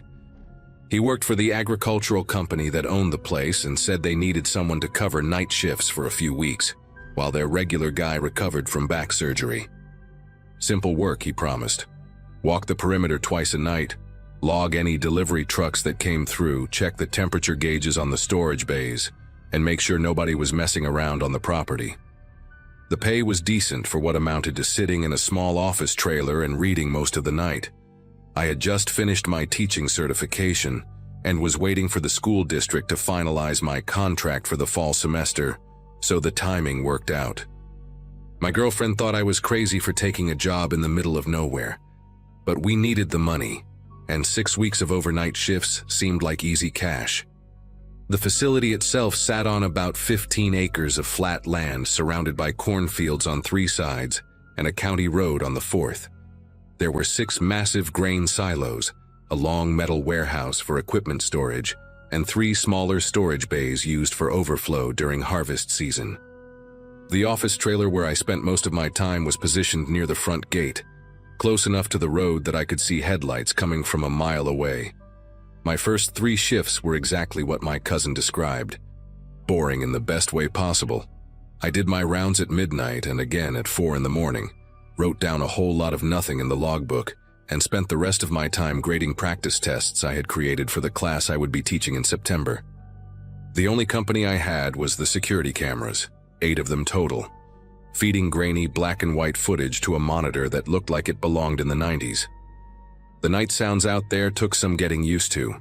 The grain settling in the silos made these deep groaning noises, and the wind coming across the fields would rattle the metal siding on the warehouse something fierce. It was my 4th shift when I noticed the first thing that seemed wrong. During my midnight round, I walked past Storage Bay 2, one of the smaller units used for equipment and spare parts, and saw fresh tire tracks in the gravel leading up to the roll-up door. Now that door was supposed to stay locked, and according to the schedule my cousin had given me, no deliveries were expected until the following Tuesday. I checked the lock and it was secure, so I figured maybe someone from the day crew had pulled up there earlier and I just had not noticed the tracks before.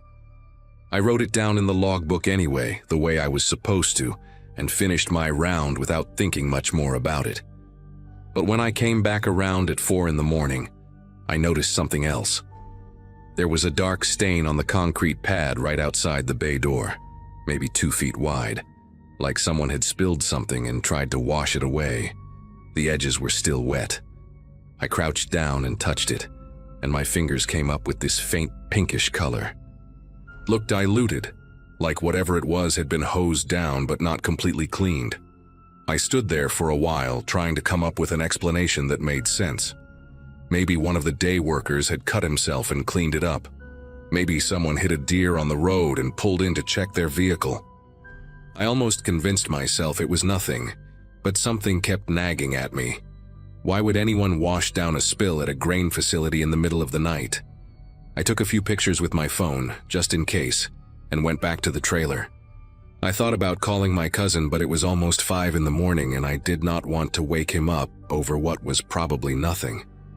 The rest of that shift, I kept looking at those pictures, zooming in like I was going to find some answer hidden in the pixels.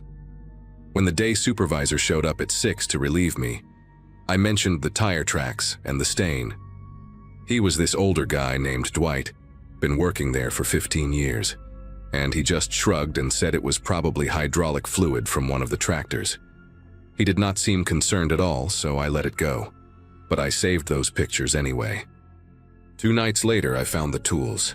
I was doing my 4 in the morning round, walking along the back side of the warehouse where the security cameras did not reach. There was a dead zone back there, maybe 60 feet of space between the building and the fence line that nobody had bothered to cover. I almost tripped over a canvas bag sitting in the weeds near the drainage ditch. It was heavy, and when I opened it, I found a set of bolt cutters, a crowbar, a roll of duct tape, and a box of latex gloves. None of it belonged to the facility. I knew every piece of equipment in that warehouse because I had walked through it during my orientation, and this stuff was not on any inventory list. The bolt cutters still had price tags on them from a hardware store I did not recognize. I stood there holding that bag, my heart going a mile a minute, trying to figure out what the hell I was looking at. Part of me wanted to believe it was just some random stuff that blew in or got dumped by kids messing around. But bolt cutters and duct tape do not just appear together by accident. I put everything back exactly how I found it, marked the spot in my head, and walked back to the trailer as fast as I could without running. I called my cousin that morning after my shift ended. Told him everything, the tire tracks, the stain, the bag of tools. He got quiet for a long time, which was not like him at all. Finally, he said I should keep my head down and not mention any of this to Dwight or anyone else at the facility. He said he would make some calls and figure out what was going on, but in the meantime, I should just do my job and stay in the trailer as much as possible. That advice did not sit right with me. I asked him what he thought was happening, and he just said some of the storage bays got leased out to third parties, and he did not always know what they were being used for. The way he said it made me feel like he knew more than he was telling me. I barely slept that day. I lay in bed at my apartment staring at the ceiling, running through every possible scenario. Drug storage maybe, stolen merchandise. I even thought about human trafficking, but that seemed too extreme. Too much like something from a documentary. By the time I drove back out to the facility that evening for my next shift, I had almost talked myself into quitting. But I needed that money, and I kept telling myself I was probably overreacting to a bunch of coincidences. That night changed everything. I got to the facility around 9, same as always, and Dwight handed off the keys without much conversation. He seemed tired, distracted, and he left quicker than usual. I settled into the trailer, made some coffee, and started going through my lesson plans.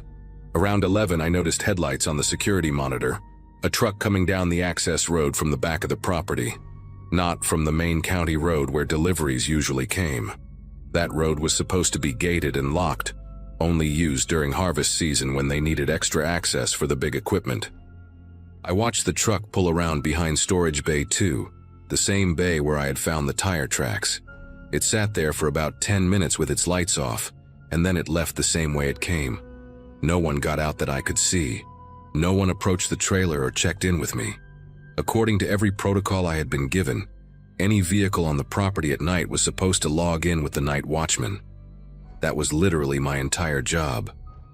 I wrote down the time and a description of the truck, white full-size pickup, no visible plates from the camera angle, and I sat there wondering if I should go check the bay or just pretend I had not seen anything. I waited about an hour before I worked up the nerve to walk out there. The night was warm and still, no wind for once, and the silence felt heavier than usual.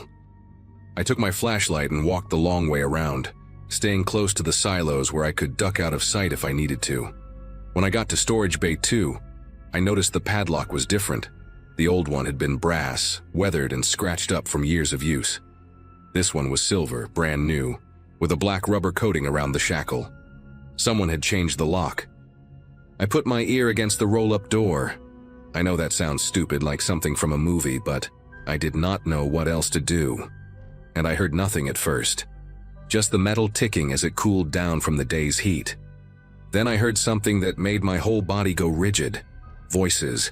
Muffled, impossible to make out the words, but definitely human voices coming from inside the bay. And then a sound that I will never forget as long as I live. A short, sharp cry, cut off almost immediately like someone had been hurt, and then silenced. I backed away from that door so fast I almost fell over my own feet. My mind was racing, trying to process what I had just heard, trying to convince myself it was something else. An animal, a radio, anything but what it sounded like. I made it back to the trailer in what felt like seconds, locked the door behind me, and sat there staring at the security monitors with my phone in my hand. I should have called the police right then. I know that now. But I kept thinking about what my cousin had said, about keeping my head down, about how some of the bays were leased to third parties. What if I was wrong? What if I called the cops and it turned out to be nothing? And I lost my job and my cousin lost his job, and I looked like a paranoid idiot. I sat there for 20 minutes, maybe longer, arguing with myself. And then I saw a movement on the monitor. Someone was walking toward the trailer. A man, tall, wearing dark clothes, coming from the direction of Storage Bay 2. He was not rushing, not trying to hide. He walked like someone who belonged there, like someone who had every right to be on that property in the middle of the night. I watched him get closer and closer until he walked right out of the camera's frame, and then I heard footsteps on the gravel outside the trailer door. He knocked 3 times, slow and deliberate.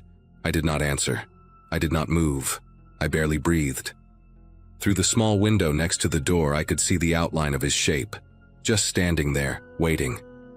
Then he spoke, and his voice was calm, almost friendly. He said he knew I was in there and that we needed to have a conversation about what I had seen over the past few nights. He said it in a way that made it clear he already knew everything. The pictures I took, the bag of tools I found, the fact that I had been asking questions. He said I seemed like a smart guy, and smart guys understood when it was better to look the other way. He said some people made good money just by not seeing things, and that could be me if I wanted it to be. He never raised his voice, never made an explicit threat. He did not have to. The implication was clear enough. I sat there in the dark, my phone still in my hand, and I did not say a single word. After what felt like forever, he knocked once more, just once, and then the footsteps moved away. I watched on the monitor as he walked back toward the storage bay, got into a dark SUV I had not noticed before, and drove off using that back access road. I did not finish that shift. The second his taillights disappeared from the camera, I grabbed my keys and walked straight to my car. I did not clock out, did not leave a note, did not call anyone. I just drove. My hands were gripping the steering wheel so hard my knuckles ached, and I kept checking the rearview mirror the entire 40 minutes back to town. I called my cousin the next morning and told him I was done, that I was not going back to that facility ever again. He did not argue. He did not ask questions, he just said he understood, and that he would take care of it with the company. A week later, I saw on the local news that there had been a fire at an agricultural storage facility in Harlow County. Electrical malfunction, they said. Storage Bay 2 was completely destroyed. No injuries reported, no investigation opened. The facility shut down for repairs and never reopened. My cousin stopped returning my calls after that. We have not spoken in almost 2 years now, and when I see him at family gatherings, he acts like nothing ever happened. Like those 6 weeks just got erased from both our memories. I never found out what was really going on in that storage bay. I never found out who that man was or what happened to whoever made that sound I heard through the door. Some nights I still think about it. Lying awake at 3 in the morning, running through everything I should have done differently. I should have called the police that first night when I found the stain. I should have trusted my gut instead of listening to my cousin. I should have done something instead of just running away, but I did not, and now I have to live with that. The teaching job came through a few weeks after everything happened, and I threw myself into work, tried to move on, tried to convince myself that whatever was happening at that facility was not my problem anymore. But every now and then, I will be driving at night and I will pass some industrial building sitting alone in the dark, lights off, nothing moving, and I will feel this cold twist in my chest. Because I know now that there are places like that everywhere. Places where things happen that nobody talks about, and there are people whose job it is to make sure nobody ever finds out. I was almost one of those people. Sometimes I wonder if the only reason I am still here, still able to tell this story, is because I was smart enough to stay quiet and scared enough to run. And I do not know which part of that bothers me more.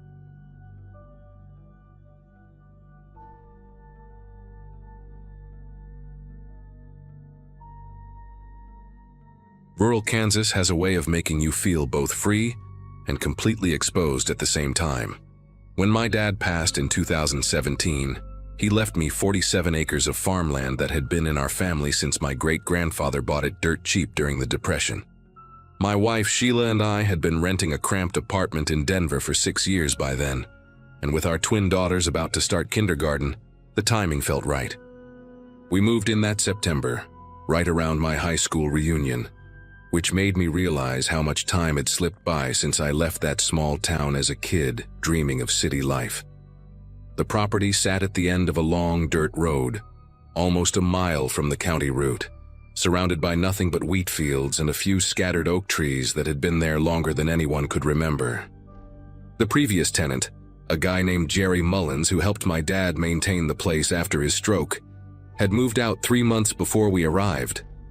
The house needed work, but it was ours, and for the first time in my adult life, I felt like I could breathe. The trouble started in late October, maybe 6 weeks after we settled in. We had been dealing with the usual rural annoyances, hunters cutting across the back acres without permission, teenagers using the empty barn for weekend parties, that kind of thing. Sheila found beer cans and cigarette butts near the old grain silo one morning, and that was the final straw for her. She wanted a gate, something solid with a good lock, to keep people from just driving onto our land whenever they felt like it. I agreed, mostly to ease her mind, and spent a whole Saturday installing a heavy steel gate at the entrance where our dirt road met the county route. I bought a thick padlock from the hardware store in town, one of those hardened steel ones that cost almost $40. We each kept a key, and I hid a spare inside the hollow fence post nearby, just in case. That first night with the gate locked, I remember Sheila squeezing my hand at dinner and saying she finally felt safe out here. I believed her when she said it, and I believed it myself. 3 days later, I woke up around 5 in the morning to let the dog out and noticed the gate was wide open. Not broken, not forced, just open, swinging gently in the November wind like someone had casually unlocked it and forgotten to close it behind them. I walked the whole length of that dirt road in my bathrobe and boots, flashlight in hand, looking for any sign of what happened. Nothing. No trash, no footprints that I could make out in the dark, no indication that anyone had even been there. I told myself I must have forgotten to lock it properly, even though I could picture myself clicking that padlock shut and tugging it twice to make sure. Sheila gave me a look when I came back inside, the kind of look that said she was trusting me to keep us safe out here. I promised her it would not happen again, and I meant it.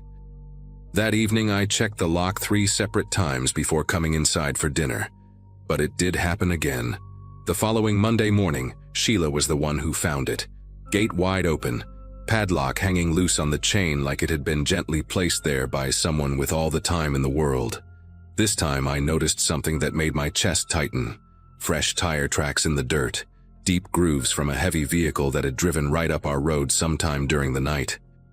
I followed those tracks almost halfway to the house before they curved off toward the old barn and disappeared into the harder ground near the equipment shed.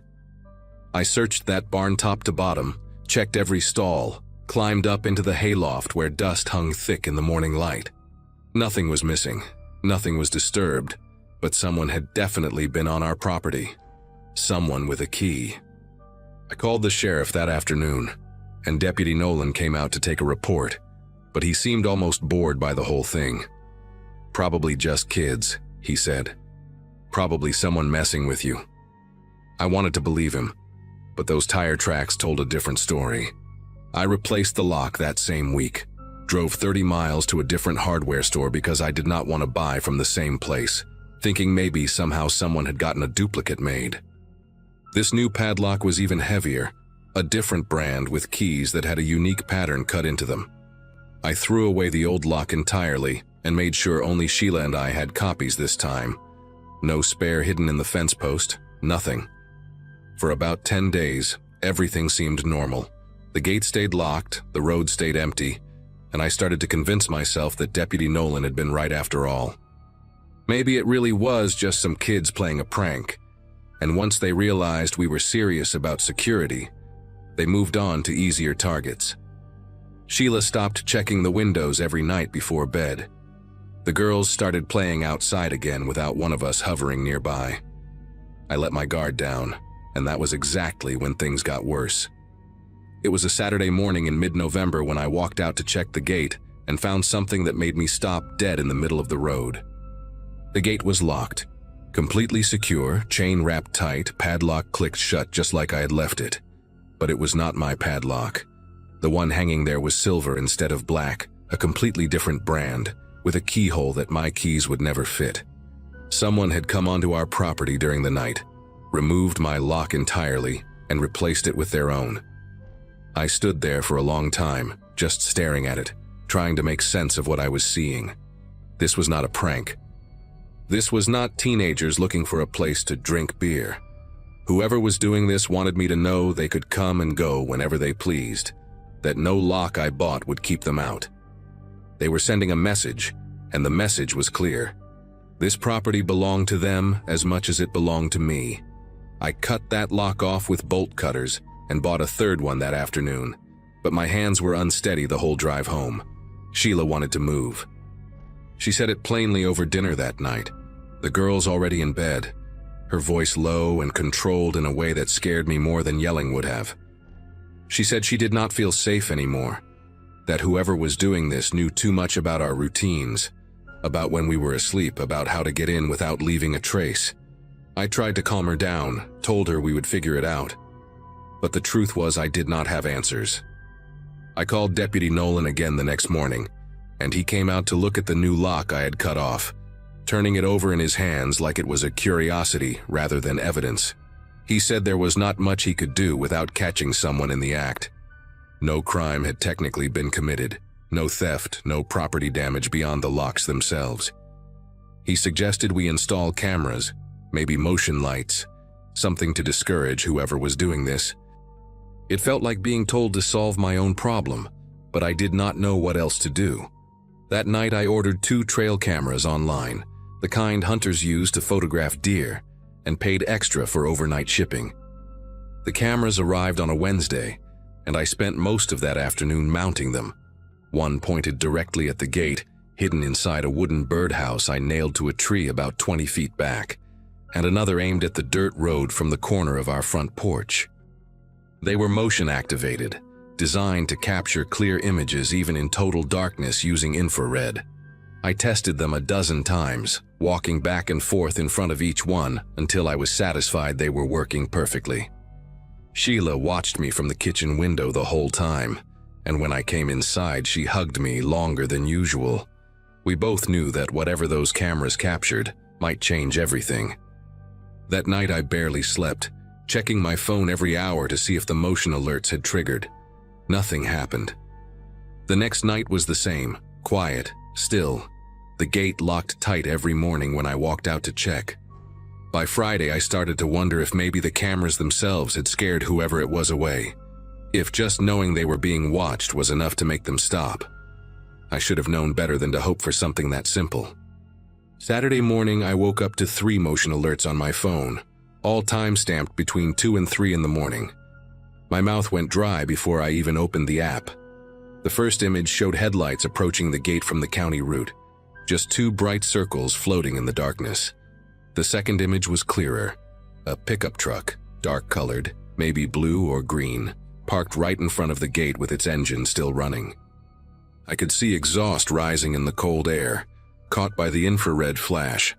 The third image is the one that made me sit down on the edge of the bed and stay there for a long time.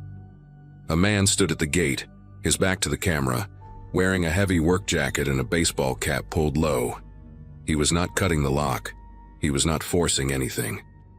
He had a key in his hand, and he was unlocking my gate the same way I did every single day, with the easy confidence of someone who had done it 100 times before. The camera caught him mid-motion, his arm extended, the lock already open in his other hand.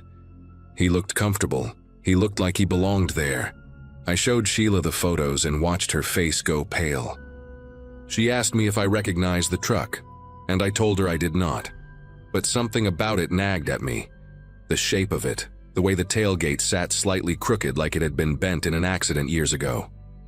I spent the next hour going through every image the cameras had captured, frame by frame, looking for anything that might help identify this person. The camera near the house had triggered too, showing the same truck driving slowly up our road, headlights off now, moving like a shadow through the darkness toward the barn. There were 6 images total of the vehicle parked behind the equipment shed, sitting there for almost 40 minutes before it turned around and left the same way it came. 40 minutes. This person had been on our property for 40 minutes while my wife and daughters slept in their beds, while I lay dreaming not 200 yards away. I called Deputy Nolan again, and this time he actually sounded interested. He asked me to email him the photos, said he would run the truck through some databases, see if anything came up.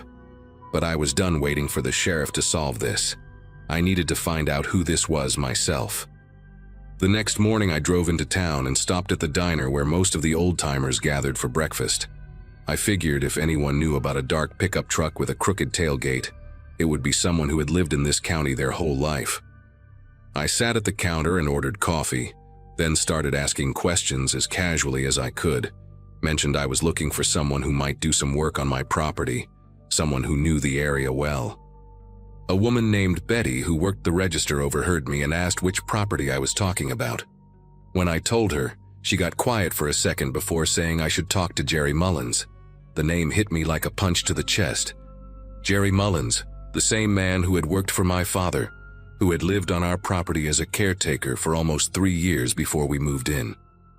Betty said Jerry had a dark green Ford pickup, older model, with a dented tailgate from when he backed into a fence post years ago. She said he still lived about 15 miles north, in a trailer near the creek, and that he had been having money troubles ever since my father let him go. I did not correct her. My father never let Jerry go. Jerry had simply stopped showing up after my dad got too sick to manage the property anymore. I thanked Betty, left a $10 bill on the counter, and drove straight to the address she gave me. I found Jerry Mullins sitting on a plastic chair outside his trailer, smoking a cigarette and watching the road like he had been expecting someone. The truck was parked right there beside him. Dark green, crooked tailgate, the same vehicle from my camera footage. He did not seem surprised to see me. He did not even stand up when I got out of my car and walked toward him. I asked him straight out if he had been coming onto my property at night, and he just took a long drag of his cigarette before nodding slowly, like I had asked him about the weather. He said he still had keys. He said my father had given him copies years ago, back when he was trusted to come and go as he pleased, and he had never seen a reason to give them back. When I asked him why, what he was doing out there in the middle of the night, he looked at me with something that might have been shame or might have been defiance. I still cannot tell which. He said he had been storing things in the barn. Equipment, tools, some furniture he could not fit in his trailer. He said he figured no one was using the space anyway, and he did not think it would matter. 3 years of my father being sick, then dead, and Jerry had just kept coming and going like the property was still his responsibility. Like nothing had changed at all. I wanted to be angry. Part of me wanted to grab him by his jacket and demand to know what gave him the right. What made him think he could terrorize my family like that? Make my wife afraid to sleep in her own home. But looking at him sitting there in that plastic chair, his clothes worn thin, his trailer rusting at the edges, I mostly just felt tired.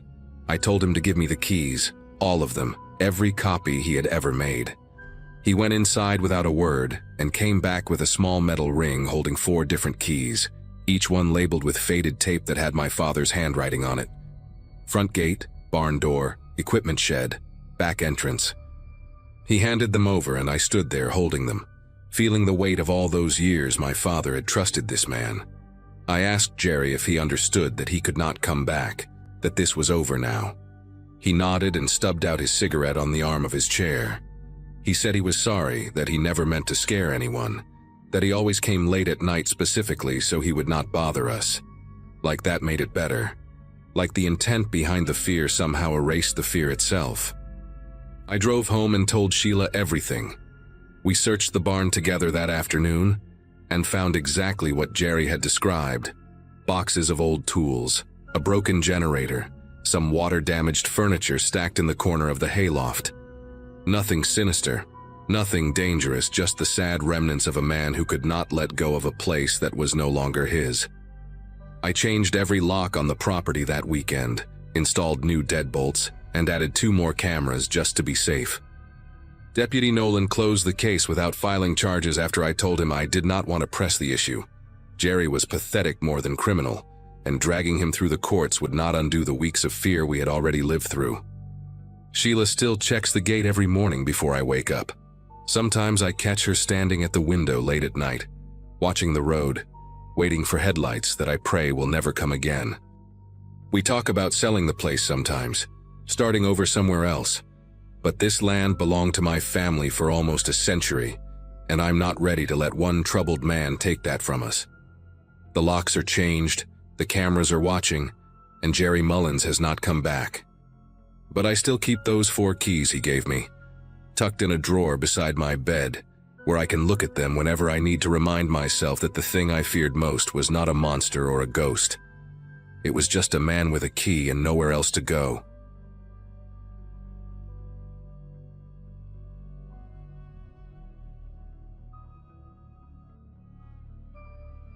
Buying a house on 12 acres outside Charlottesville, Virginia was supposed to be the best decision of my life. I had spent my 20s bouncing between cramped apartments in Richmond, sharing walls with people who screamed at each other at all hours, and when my grandmother passed and left me enough for a down payment, I did not hesitate. The farmhouse was old, built in the 1940s according to the county records, with a sagging porch, outdated kitchen cabinets, and a well pump that groaned every morning like it was in pain. But it sat at the end of a long gravel driveway, surrounded by woods on 3 sides, and for the first time in my adult life, I could not hear a single neighbor. I worked from home as a medical transcriptionist, typing up doctor notes in my pajamas, so the isolation suited me perfectly. My closest neighbor was Harold Jennings, an 80-something widower who lived about a mile down the road.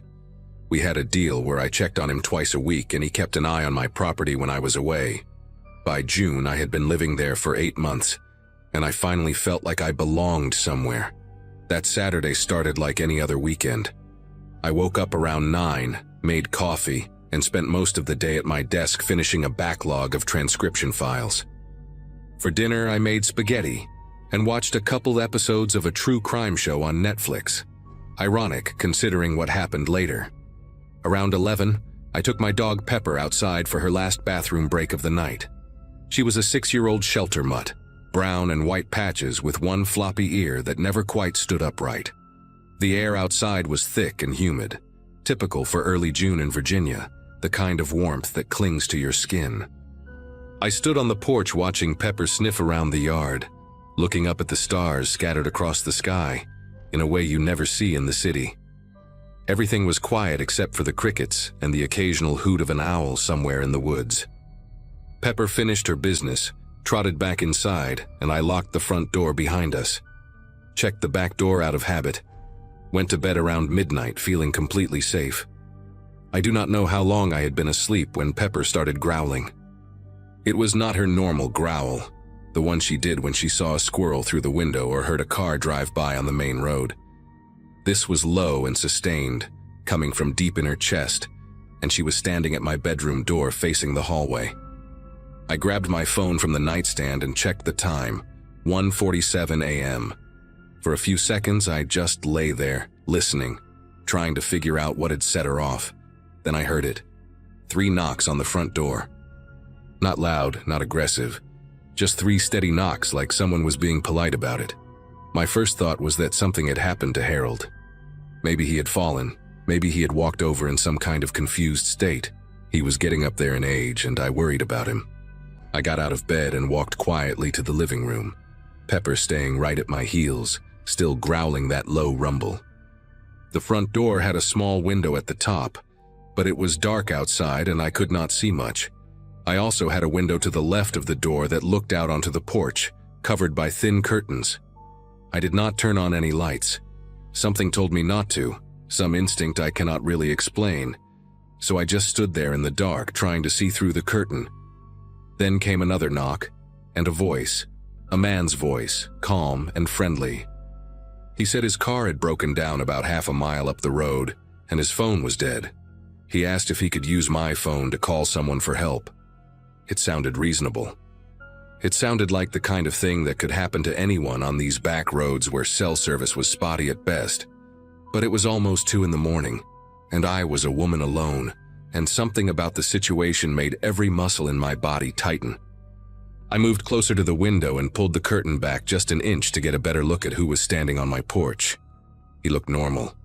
That was the thing that made it so hard to know what to do. He was maybe 40, wearing jeans and a plain dark t-shirt, average build, short brown hair. He had his hands in his pockets and he was standing a few feet back from the door, not pressed up against it like someone desperate or aggressive would be. He looked like a regular guy who had car trouble. I almost convinced myself I was being paranoid, that I was letting all those crime documentaries get to my head. But Pepper was still growling, her hackles raised all the way down her spine, and that dog had never been wrong about people. I had seen her wag her tail at complete strangers, and I had seen her bark at men who later turned out to be bad news. She had instincts I had learned to trust. So instead of opening the door, I spoke through it. I told him I could call someone for him, asked what number he needed. He said he appreciated that, gave me a name, said his brother lived about 20 miles away and could come pick him up. He even gave me a phone number. It all sounded so normal, so reasonable. I had my phone in my hand, ready to dial, when I glanced out the side window again. The porch light was off, and the only illumination came from a half moon. But my eyes had adjusted to the darkness by then. The man was still standing there, patient, waiting. And that is when I saw movement near the tree line at the edge of my property, maybe 50 yards from the house. At first I thought it was a deer, we had plenty of those around. But the shape was wrong. It was upright. It was a person, moving slowly along the edge of the woods, heading toward the back of my house. My heart started pounding so hard I could feel it in my throat. I looked back at the man on the porch, and he was still standing there with that same calm expression, like he had all the time in the world. He had no idea I had seen the other one. Or maybe he knew exactly what was happening, and this whole thing was part of a plan. I stepped back from the window, trying not to make any sudden movements, trying to think. My mind was racing through options. I could call 911, but the nearest sheriff's station was at least 25 minutes away, and I had no idea how much time I had. I could call Harold, but what was an 80-year-old man going to do? I thought about the back door, wondered if it was really locked, wondered if that second person was already testing it. The man on the porch knocked again, a little louder this time, and asked if everything was okay. His voice was still friendly, but there was something underneath it now, a hint of impatience. I told him through the door that I was calling his brother right now, that help would be on the way soon. I was stalling, buying myself time to figure out what to do. I moved quickly and quietly through the dark house to the kitchen, where I could see the backyard through the window above the sink. The second figure was closer now, maybe 30 yards from the house, and I could see it was a man, bigger than the one on the porch, wearing dark clothes and some kind of cap. He was not even trying to hide anymore. He was just walking toward my back door like he belonged there. I grabbed the biggest knife from the block on the counter. It was not much, but it was something. Then I went back to the front of the house and told the man on the porch that I was not going to open the door. I said I had called 911 and the police were on their way. It was a lie. I had not called yet, but I needed him to believe it. There was a long pause. I could not see his face from where I was standing, but I could feel the shift in the air, like the whole situation had changed in that moment. When he spoke again, his voice was different. The friendliness was gone. He said something like, "Come on, I just need to use your phone. Why are you making this difficult?" But it was not a question. It was a statement. And then I heard the back door handle rattle. Not a knock, not a polite request. Someone was trying to open it, testing to see if it was locked. Pepper went absolutely crazy, barking and snarling and throwing herself toward the back of the house. The man on the porch started pounding on the front door now. Not knocking anymore, pounding, and he was saying something, but I could not hear it over Pepper and the blood rushing in my ears. I finally called 911. My fingers were trembling so badly I almost dropped the phone twice. The dispatcher answered, and I started talking fast, too fast, trying to explain that two men were trying to break into my house, that I was alone, that I needed help right now.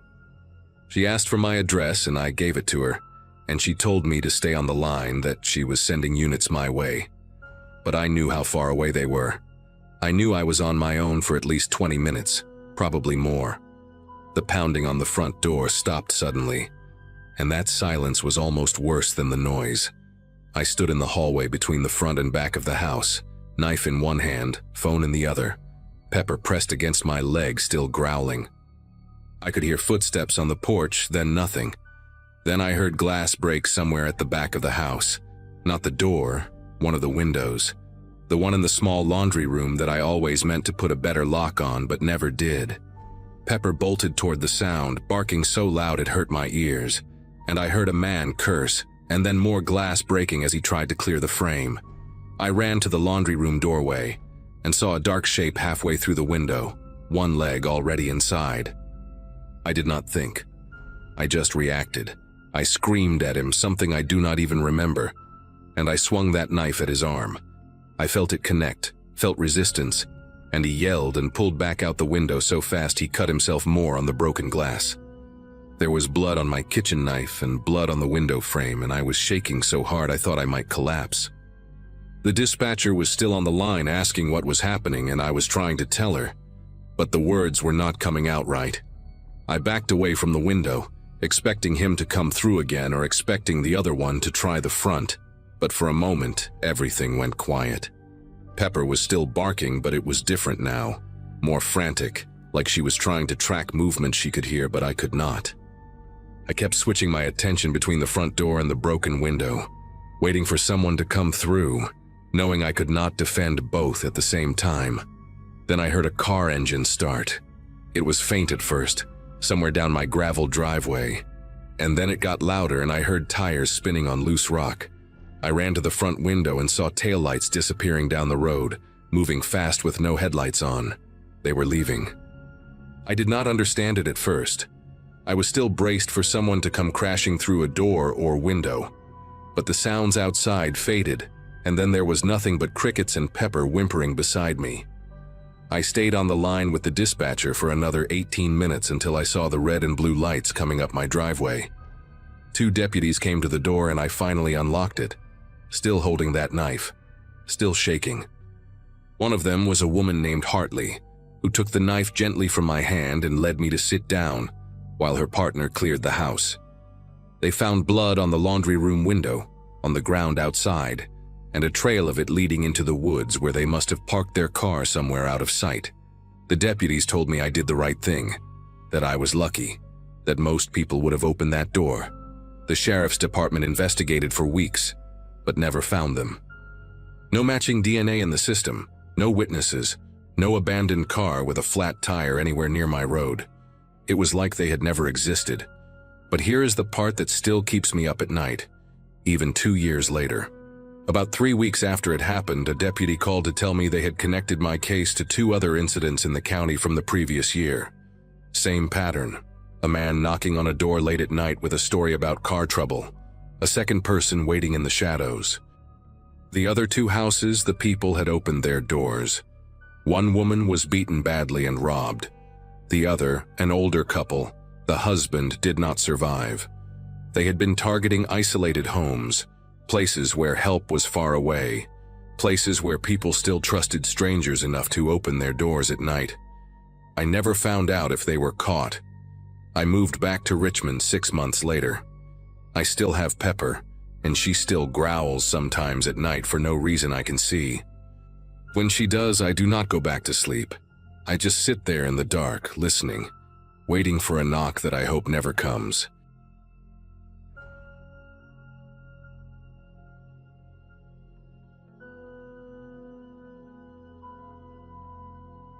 "14 years of warehouse work in New Jersey had left me burned out in ways I did not fully understand, until I quit.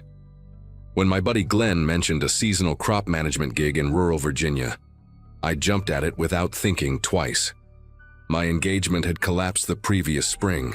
I was renting a depressing studio apartment, and the idea of wide-open spaces sounded like medicine. The contract was simple: 6 months overseeing soybean fields for an agricultural company, with a rent-free farmhouse included as part of the deal. I loaded my Ford pickup and drove 5 hours south on a Wednesday morning in early September 2018. The property sat at the end of a gravel road called Hendricks Mill Lane, about 12 miles from the nearest town with a grocery store. The farmhouse itself was nothing special: 2 bedrooms, a kitchen that smelled like old wood, and a porch that wrapped around 3 sides. But the land stretched out flat and golden under the late summer sun, and for the first time in years I felt like I could actually breathe. I told myself this was exactly what I needed. The first week passed without any trouble. I spent my days learning the irrigation system, checking soil moisture levels, and driving the perimeter of the 300 acres I was responsible for. The nearest neighbor, according to my contract paperwork, was a property about half a mile east, but the county records listed it as unoccupied, owned by some agricultural trust based out of Richmond. I could see the outline of a farmhouse and a large barn from my kitchen window, sitting dark against the tree line. No cars in the driveway, no movement, no signs of life whatsoever. The isolation took some getting used to, especially at night when the silence became so complete I could hear my own heartbeat in bed. But I kept busy, called my mom every few days, and started settling into a routine that felt almost peaceful. It was on the 8th night, a Tuesday, when I first noticed the lights. I was brushing my teeth around 11 when I glanced out the bathroom window and saw a faint yellow glow coming from the supposedly empty property to the east. A single light, maybe in an upstairs window, burning steady through the darkness. I told myself it was probably nothing. Maybe the trust had sent someone to check on the property, or perhaps a caretaker stopped by occasionally. I finished brushing my teeth and went to bed, but I kept thinking about that light. The next morning, I drove the perimeter as usual and slowed down when I passed the eastern boundary. From the road, the neighboring farmhouse looked exactly as abandoned as before, peeling white paint, overgrown grass pushing up through cracks in the driveway, a rusted mailbox leaning at a 45-degree angle. No vehicles anywhere. I parked my truck and walked closer to the fence line, trying to see if there were any fresh tire tracks or footprints. Nothing.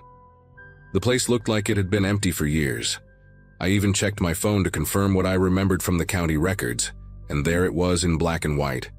Property owned by Shenandoah Valley Agricultural Trust. Status unoccupied, last recorded activity dated back to 2014. I drove back to my farmhouse feeling stupid for even worrying about it.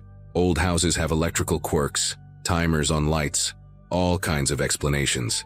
But then it happened again that same night. This time I was sitting on the back porch around 10, drinking a beer and listening to the crickets, when I saw not one but 3 lights come on in sequence across the neighboring property. First the upstairs window, then something on the ground floor, then a light inside the barn. They stayed on for maybe 20 minutes, then went dark one by one in reverse order. I sat there with my beer getting warm in my hand, watching that dark silhouette against the tree line, waiting for something else to happen. It did not. The property just sat there, black and silent, like it had been abandoned all along. I went inside and locked every door, which felt ridiculous given that I had not locked anything since arriving. That night I slept poorly, waking up twice to sounds I could not identify. A low rumble that might have been a vehicle on a distant road, a rhythmic creaking that was probably just the house settling. In the morning, I found myself checking the windows before I even made coffee, scanning the tree line for any sign of movement. The following Saturday, I drove into town to pick up supplies and decided to ask around about the neighboring property. The town was called Burkeville, a small cluster of buildings centered around a gas station, a hardware store, and a diner called Maxine's that seemed to serve as the local gathering spot. I grabbed a seat at the counter and ordered coffee and eggs from a woman in her 60s with gray hair pinned up in a bun. Her name tag said Darlene. When she brought my food, I mentioned I was working the Henderson contract out on Hendricks Mill Lane, and she nodded like she already knew. Small towns are like that.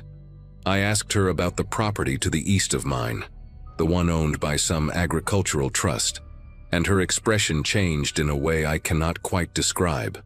Not fear exactly, more like caution.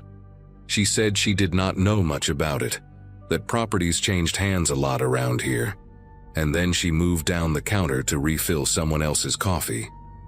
I tried asking the guy sitting 2 stools over, a heavy-set man in a John Deere cap who had been eating pancakes in silence.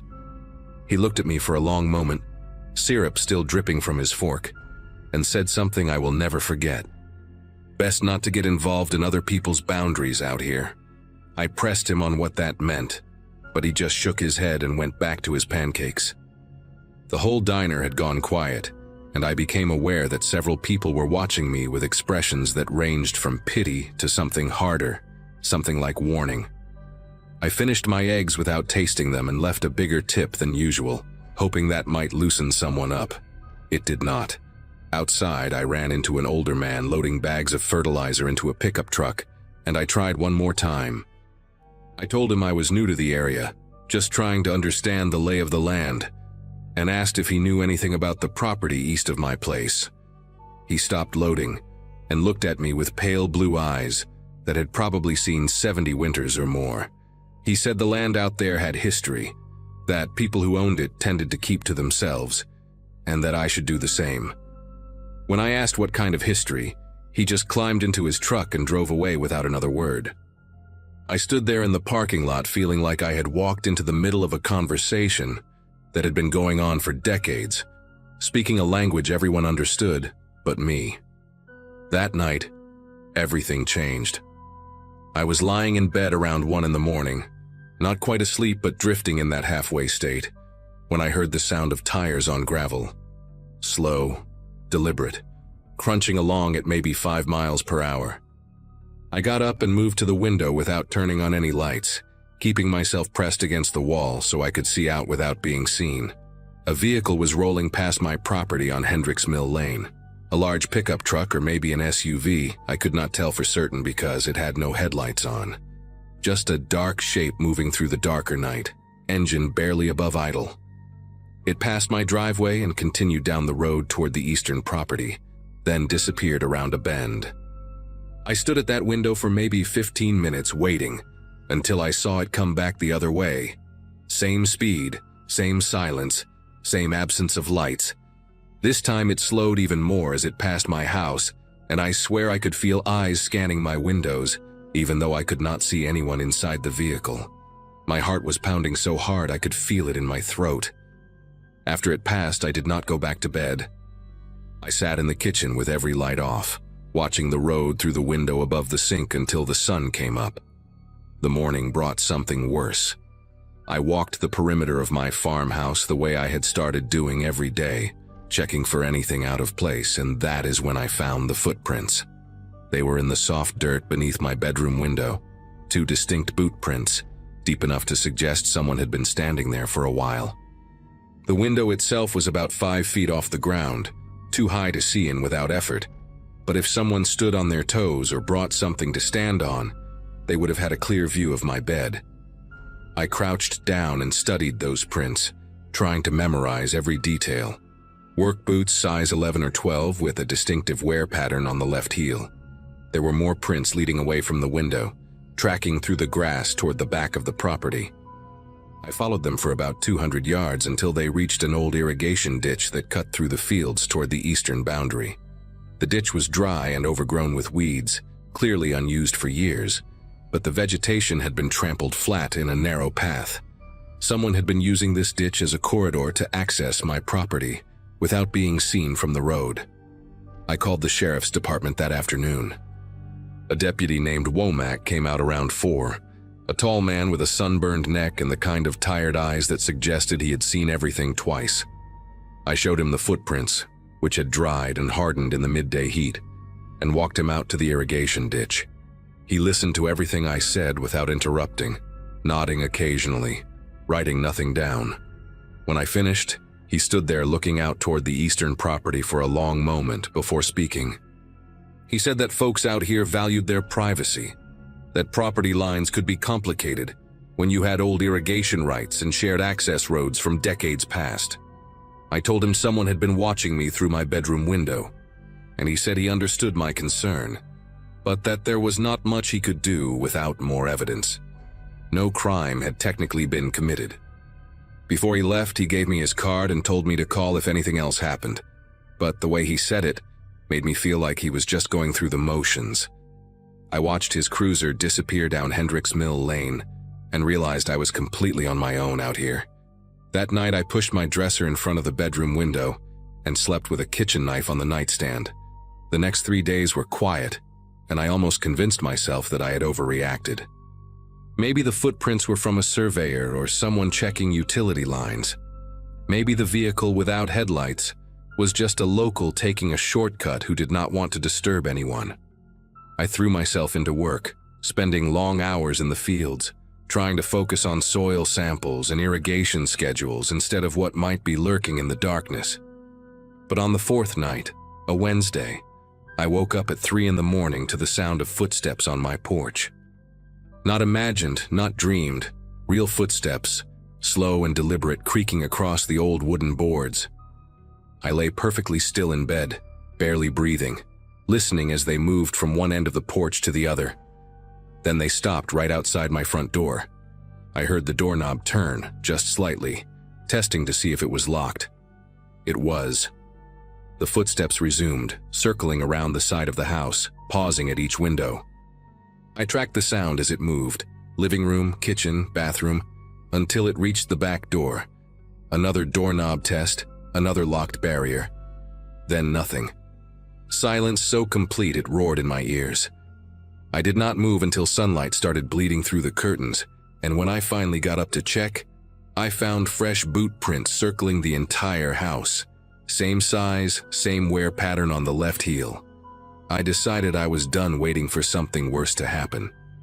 That morning, I drove to the hardware store in Burkeville and bought a trail camera, the kind hunters use to monitor deer paths. I mounted it on a tree facing the irrigation ditch, angled to capture anyone coming onto my property from that direction. Then I bought a second one and placed it on the corner of my porch, aimed at the front door and the gravel driveway. The clerk who sold them to me, a young guy named Sutton with a patchy beard and nervous hands, asked if I was having trouble with wildlife. I told him something like that. He looked at me for a beat too long before ringing me up, and I got the sense he knew exactly what kind of trouble I was having. That night, I sat in my truck at the edge of the property with the engine off and the windows down, watching the eastern tree line through binoculars I had ordered online 2 days before. Around midnight, I saw them. 2 figures emerging from the barn on the neighboring property, moving across the field in my direction. They walked in single file, staying low, using the terrain to mask their approach. I watched them enter the irrigation ditch about 300 yards out, and then I lost sight of them in the darkness. My hands gripped the steering wheel so tight my knuckles ached. I wanted to start the truck and flood them with headlights, but something told me that would only make things worse. Instead, I waited until I heard the soft crunch of footsteps near my house. Then I laid on the horn for a solid 30 seconds. The sound shattered the night like a bomb. When I finally stopped, I heard running, fast, panicked, retreating toward the ditch. The trail cameras caught everything. 2 men, faces partially obscured by baseball caps pulled low, crossing onto my property around 12:15 in the morning. The footage was grainy, but clear enough to see they were carrying something, a duffel bag, maybe tools. I could not tell for certain. I saved the files to my phone and drove straight to the state police barracks 40 miles north, bypassing the local sheriff entirely. The trooper who reviewed the footage, a woman named Kendrick with close-cropped gray hair and no patience for small talk, made some calls while I waited in the lobby. An hour later, she told me what the locals had refused to say. The property to the east had been flagged in a federal investigation. Something about illegal cultivation hidden in the back acreage, distribution networks running through rural properties with absentee owners. The agricultural trust was a front, and the people operating out of there had been watching me since the day I arrived, trying to figure out if I was law enforcement or just an unlucky contractor who had wandered into the wrong place. Trooper Kendrick arranged for me to break my lease that same day. No penalties, no questions. I packed everything I owned in under 2 hours and drove north without looking back. I found out later that a raid happened about 3 weeks after I left. Multiple arrests, the whole operation dismantled. Sometimes I still think about those nights alone in that farmhouse, the footsteps circling in the darkness, the eyes watching from the tree line. The countryside had seemed so peaceful when I arrived, so empty and quiet, but the silence was never emptiness. It was just everyone around me holding their breath, waiting to see what I would do.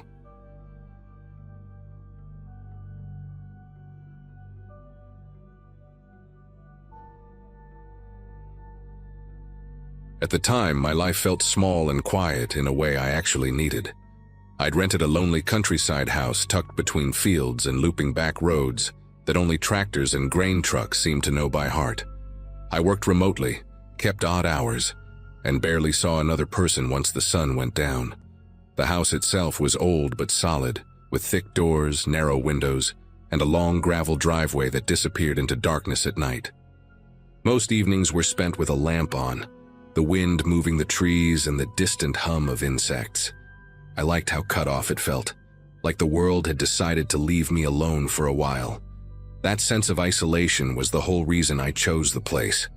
It never occurred to me that someone else might notice how alone I was.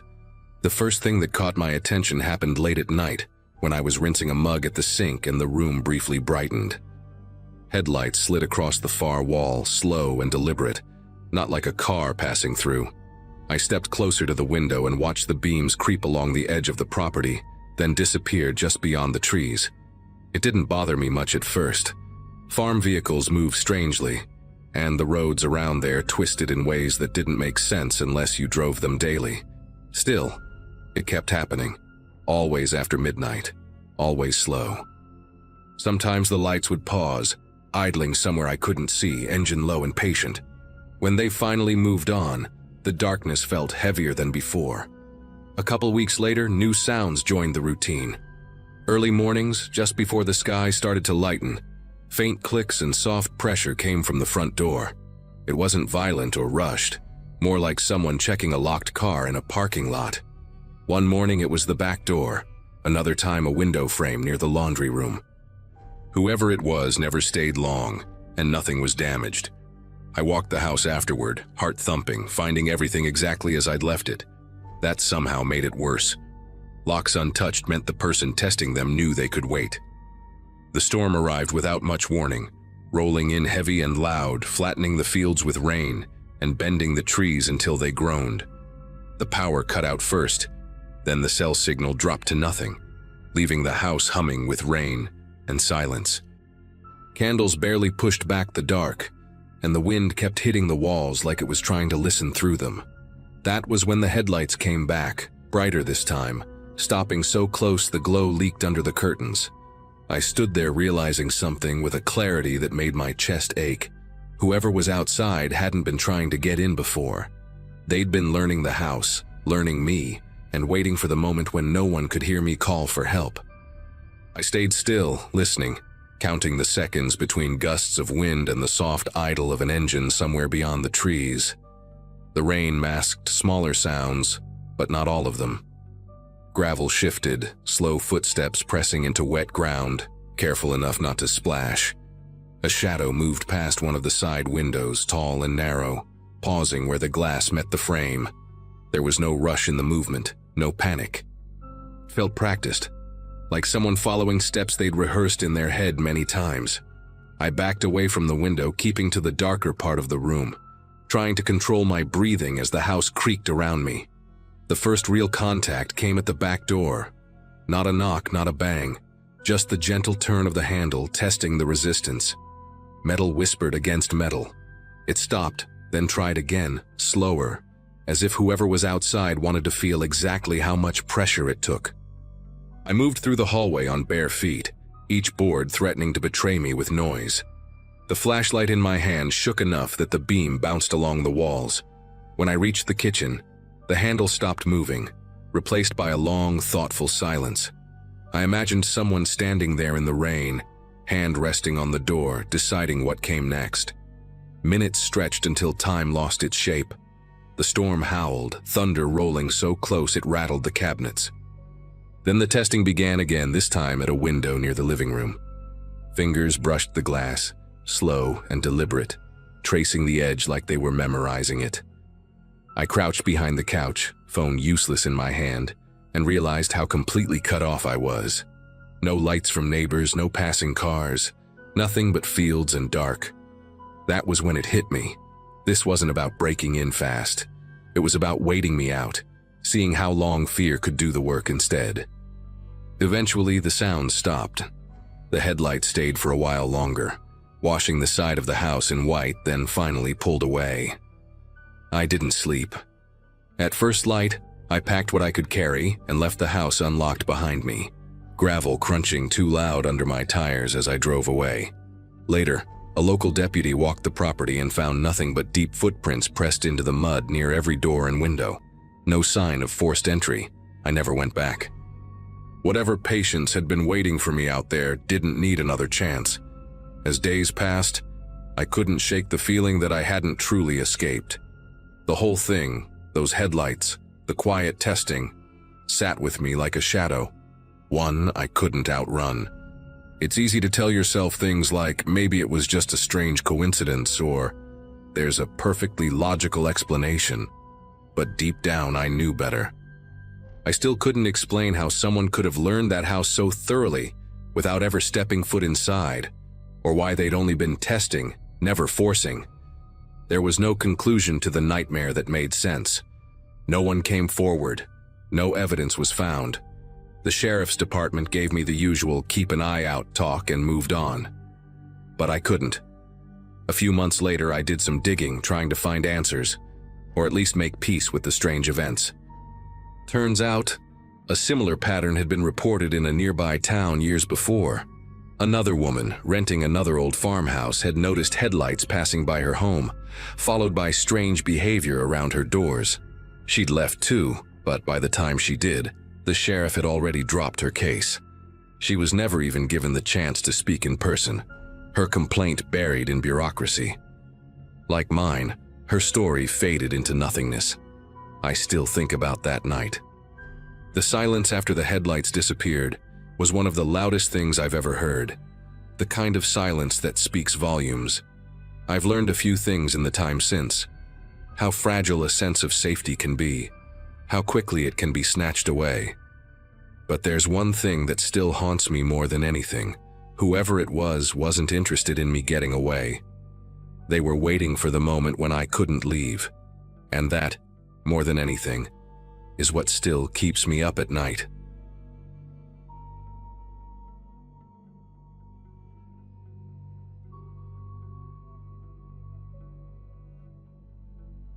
Posting this here feels strange, but the memory still sits heavy with me, and maybe someone out there will recognize pieces of it. At the time, my life was simple and a little worn around the edges, the kind of phase where quiet feels like a solution to everything. I had just bought a neglected rural farm through a county auction, drawn in by the low price and the promise of isolation. The listing described it as vacant for years, a forgotten patch of land with a farmhouse and an old barn leaning into the wind. I imagined slow mornings, manual work, and the kind of silence you can't buy in town. Friends thought it was impulsive, but impulsive felt better than stagnant. The drive out there was long and empty, gravel roads stretching farther than expected. By the time I unlocked the farmhouse door, the sun was already low, turning the fields dull and flat. The first hours were spent opening windows and pushing stale air out of the rooms. Dust coated every surface, but not in the uniform way abandoned places usually collect it. Inside a bedroom closet, shirts still hung on mismatched hangers, sleeves stiff but not decayed. In the kitchen, canned food lined a shelf, labels faded but intact, some arranged with a care that didn't match abandonment. A notebook sat on the table, pages filled with cramped handwriting, dates from only a few months earlier. That detail caught my attention more than anything else, because the auction paperwork claimed no one had lived there in years. I walked room to room, noticing small things that felt paused rather than left behind.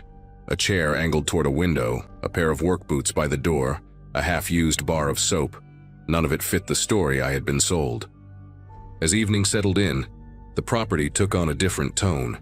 Sounds carried farther than expected, each creak of wood snapping sharp in the open air. While unloading tools from my truck, a dull thud echoed from the barn, deep and hollow. It wasn't the wind, and it wasn't an animal scramble either. It sounded deliberate, like weight shifting. I stood still, listening, counting my breaths without meaning to. The barn doors were shut, chained the way I'd left them earlier. When I walked closer, the smell of hay and damp earth grew stronger, and the noise stopped completely. That silence felt heavier than the sound had been. Later that night, curiosity won out over caution. With a flashlight in hand, I crossed the yard again, beam cutting through tall grass and catching movement that turned out to be nothing at all. Near the barn, fresh footprints pressed into the dirt, clear and sharp, leading away from the doors toward the farmhouse. They weren't mine, and they weren't old. The prints followed a path I had walked earlier, then veered off, circling back toward the house. Standing there, I felt exposed in a way that's hard to explain, like the land itself was watching. I locked every door when I went back inside, double-checking each one, even though I knew it wouldn't change much. Sleep came in fragments, broken by the sense that the house wasn't as empty as it claimed to be. Morning light didn't bring the relief I expected. The house looked ordinary again, almost harmless, but the details from the night before refused to fade. Over coffee made with bottled water, I went through the notebook I'd found, reading the entries slowly. The The writing jumped between mundane notes about chores and sharper comments about noises, doors left open, and shadows near the tree line. One page mentioned someone entering the barn repeatedly, always after dark, always leaving no trace by morning.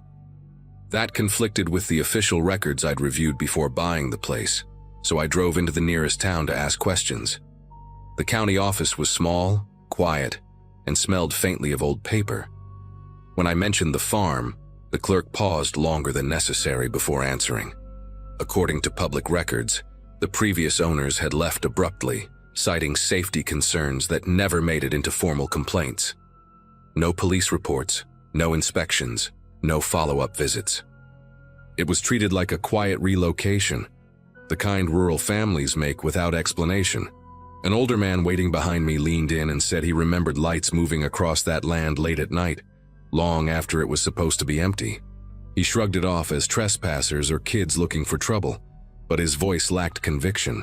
Driving back, I noticed tire tracks near the fence line that hadn't been there the day before. They stopped short of the road as if someone preferred not to be seen coming or going. By the time I reached the house, the sense of being observed had returned. That afternoon, I focused on clearing brush around the barn, trying to ground myself in physical work. Inside, the air felt warmer than it should have, carrying a faint smell of sweat and old fabric. In a corner stall, I found a blanket folded neatly, still holding the shape of recent use. There were food wrappers tucked behind a beam, the kind you'd eat in a hurry, trying not to make noise. None of it belonged to me, and none of it looked old enough to match an abandoned property.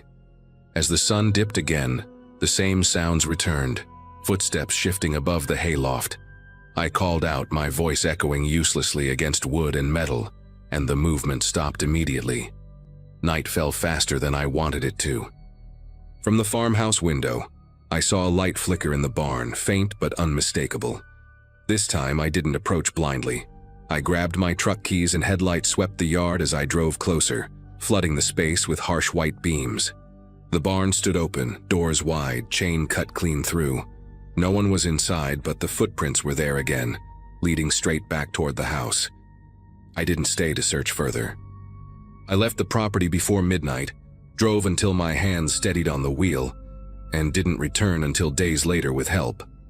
The farm was sold again soon after, quietly, and I never learned who had been living there, or why they stopped the moment I showed up.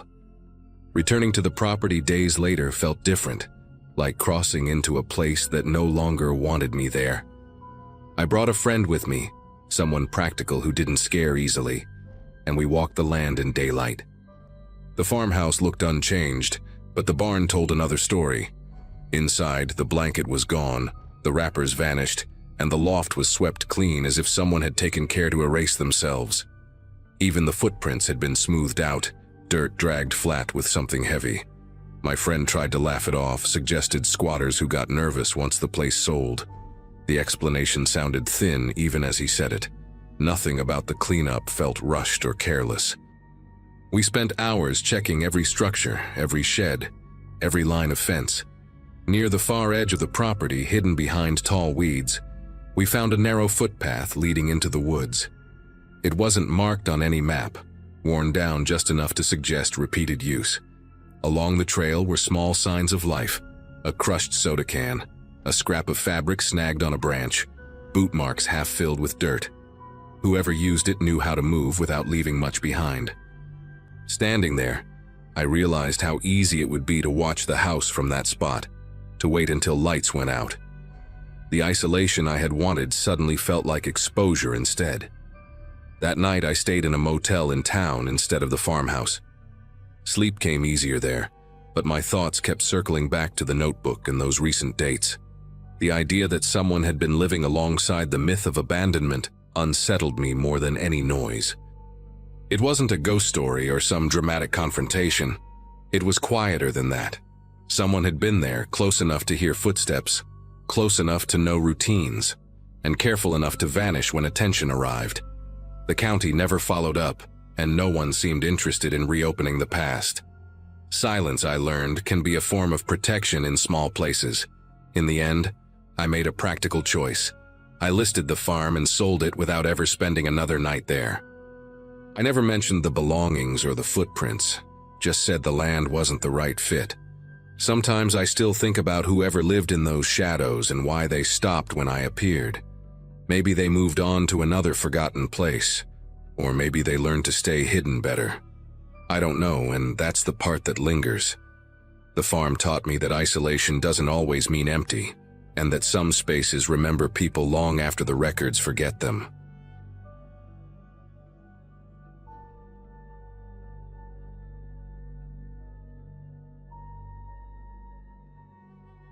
Moving into that house marked the start of a quieter chapter of my life, or at least that's what I believed at the time. I had just inherited a small place tucked far from any city, surrounded by fields that rolled on longer than my patience for traffic ever had. My days back then were simple: remote work in the mornings, unpacking boxes in the afternoons, and long walks at dusk to clear my head. The town itself looked like something preserved on purpose. One main road, a few aging storefronts, and houses spaced just far enough apart to feel private. I told people online I was craving isolation, but the truth was I needed distance from everything that had piled up behind me. The house wasn't special: creaky floors, outdated cabinets, a porch that leaned slightly to the left. Still, it felt like a reset button I desperately wanted to press. The locals made a point of introducing themselves within my first few days. Always polite, always brief. Names slipped out of my head quickly, but faces didn't, especially the way some of them lingered longer than necessary when we spoke. Conversations followed the same pattern: questions about how long I planned to stay, whether I worked from home, and what time I usually turned in at night. At first, I chalked it up to small-town curiosity, the kind people warn you about but never really explain. Every wave from across the road felt practiced, synchronized even. One woman, Rachel, who lived 2 houses down, casually mentioned she noticed my porch light stayed on late. She said it with a laugh, but it landed heavier than she probably intended. It didn't take long before people started commenting on my movements before I ever brought them up. Someone at the general store asked if my morning walks helped with sleep, even though I hadn't mentioned them to anyone. Another neighbor suggested I avoid certain back roads once the sun dipped too low, offering no reason beyond a shrug and a vague warning tone. The strangest part wasn't the advice itself, but how consistent it was, as if everyone had rehearsed the same lines. Each evening, I caught glimpses of figures lingering near fences or parked trucks that hadn't been there moments before. Curtains across the street shifted whenever my front door opened. I started varying my routine without telling anyone, just to see if the comments would stop. They didn't. The first real crack in my sense of safety came quietly, almost easy to miss. A kitchen drawer I knew I had closed sat open when I returned from a short drive. Nothing was missing, nothing broken, and the locks were exactly as I'd left them. Over the next few days, it kept happening.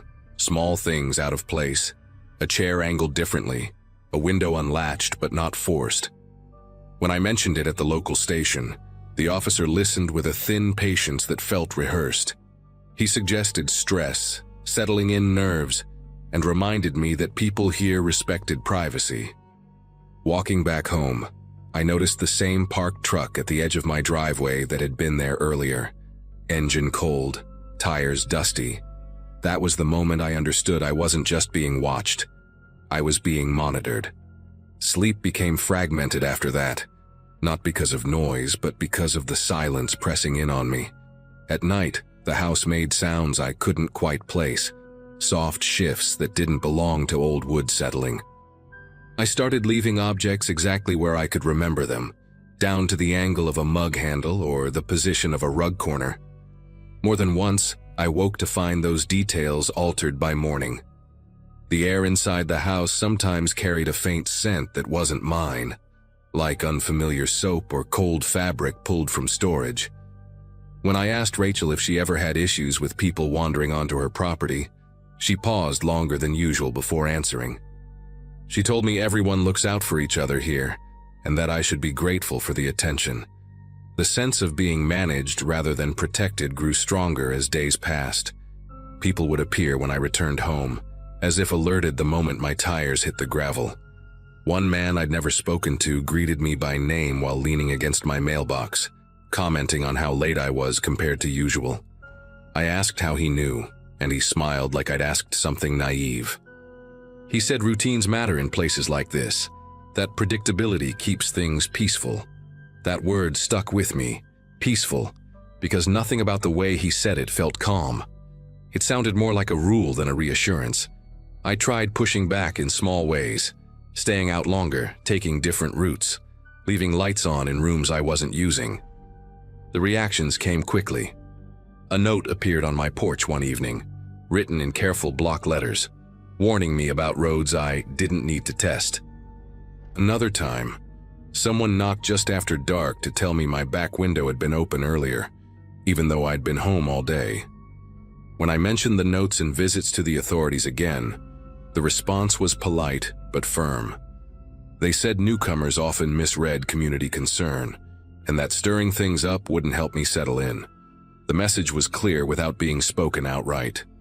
Isolation crept in next, heavy and deliberate. Phone calls dropped unexpectedly, internet outages became frequent, and my requests for repairs were delayed without explanation. I stopped receiving mail altogether for a stretch, even though I saw the delivery truck pass by. The house felt smaller with each passing night, like the walls were inching closer in agreement with the town. I realized then that leaving wasn't just discouraged, it was expected if I couldn't adapt. Outsiders didn't challenge the rhythm here. They either learned it or disappeared from it, and for the first time since arriving I understood that the house wasn't the thing I'd inherited. It was the test. The turning point came late in the afternoon, when I returned from a supply run and found the front door unlocked. I stood there longer than I should have, staring at the handle, replaying every movement of my hands before I'd left. Inside, nothing looked disturbed at first glance, but the house carried that same unfamiliar scent again, stronger this time. On the kitchen table sat a folded piece of paper I knew hadn't been there before. It wasn't threatening, not directly. It simply listed times, my usual departure, my return when lights went out. At the bottom, one sentence was written smaller than the rest, reminding me that life runs smoother when everyone agrees on the order of things. I didn't bother calling the authorities again. Instead, I packed a bag with only what I could carry: clothes, documents, my laptop, and a few personal items that still felt like mine. As dusk settled in, cars passed my house slower than usual, headlights lingering on the windows. Someone knocked once, firm but unhurried, then walked away when I didn't answer. I stayed still on the living room floor, breathing shallow, listening to footsteps circle the house without ever rushing. It wasn't fear that pinned me there. It was clarity. This place wasn't dangerous in the way people expect. It was organized, and I wasn't part of the system. When night fully set in, I slipped out through the back, walking across the fields instead of using the driveway. The land dipped and rose in uneven waves, my shoes soaking through with dew. Behind me, I could hear distant engines starting, doors closing, but no one shouted or chased. They didn't need to. By the time I reached the main road, my legs burned and my phone had no signal, but the silence finally felt empty instead of watched.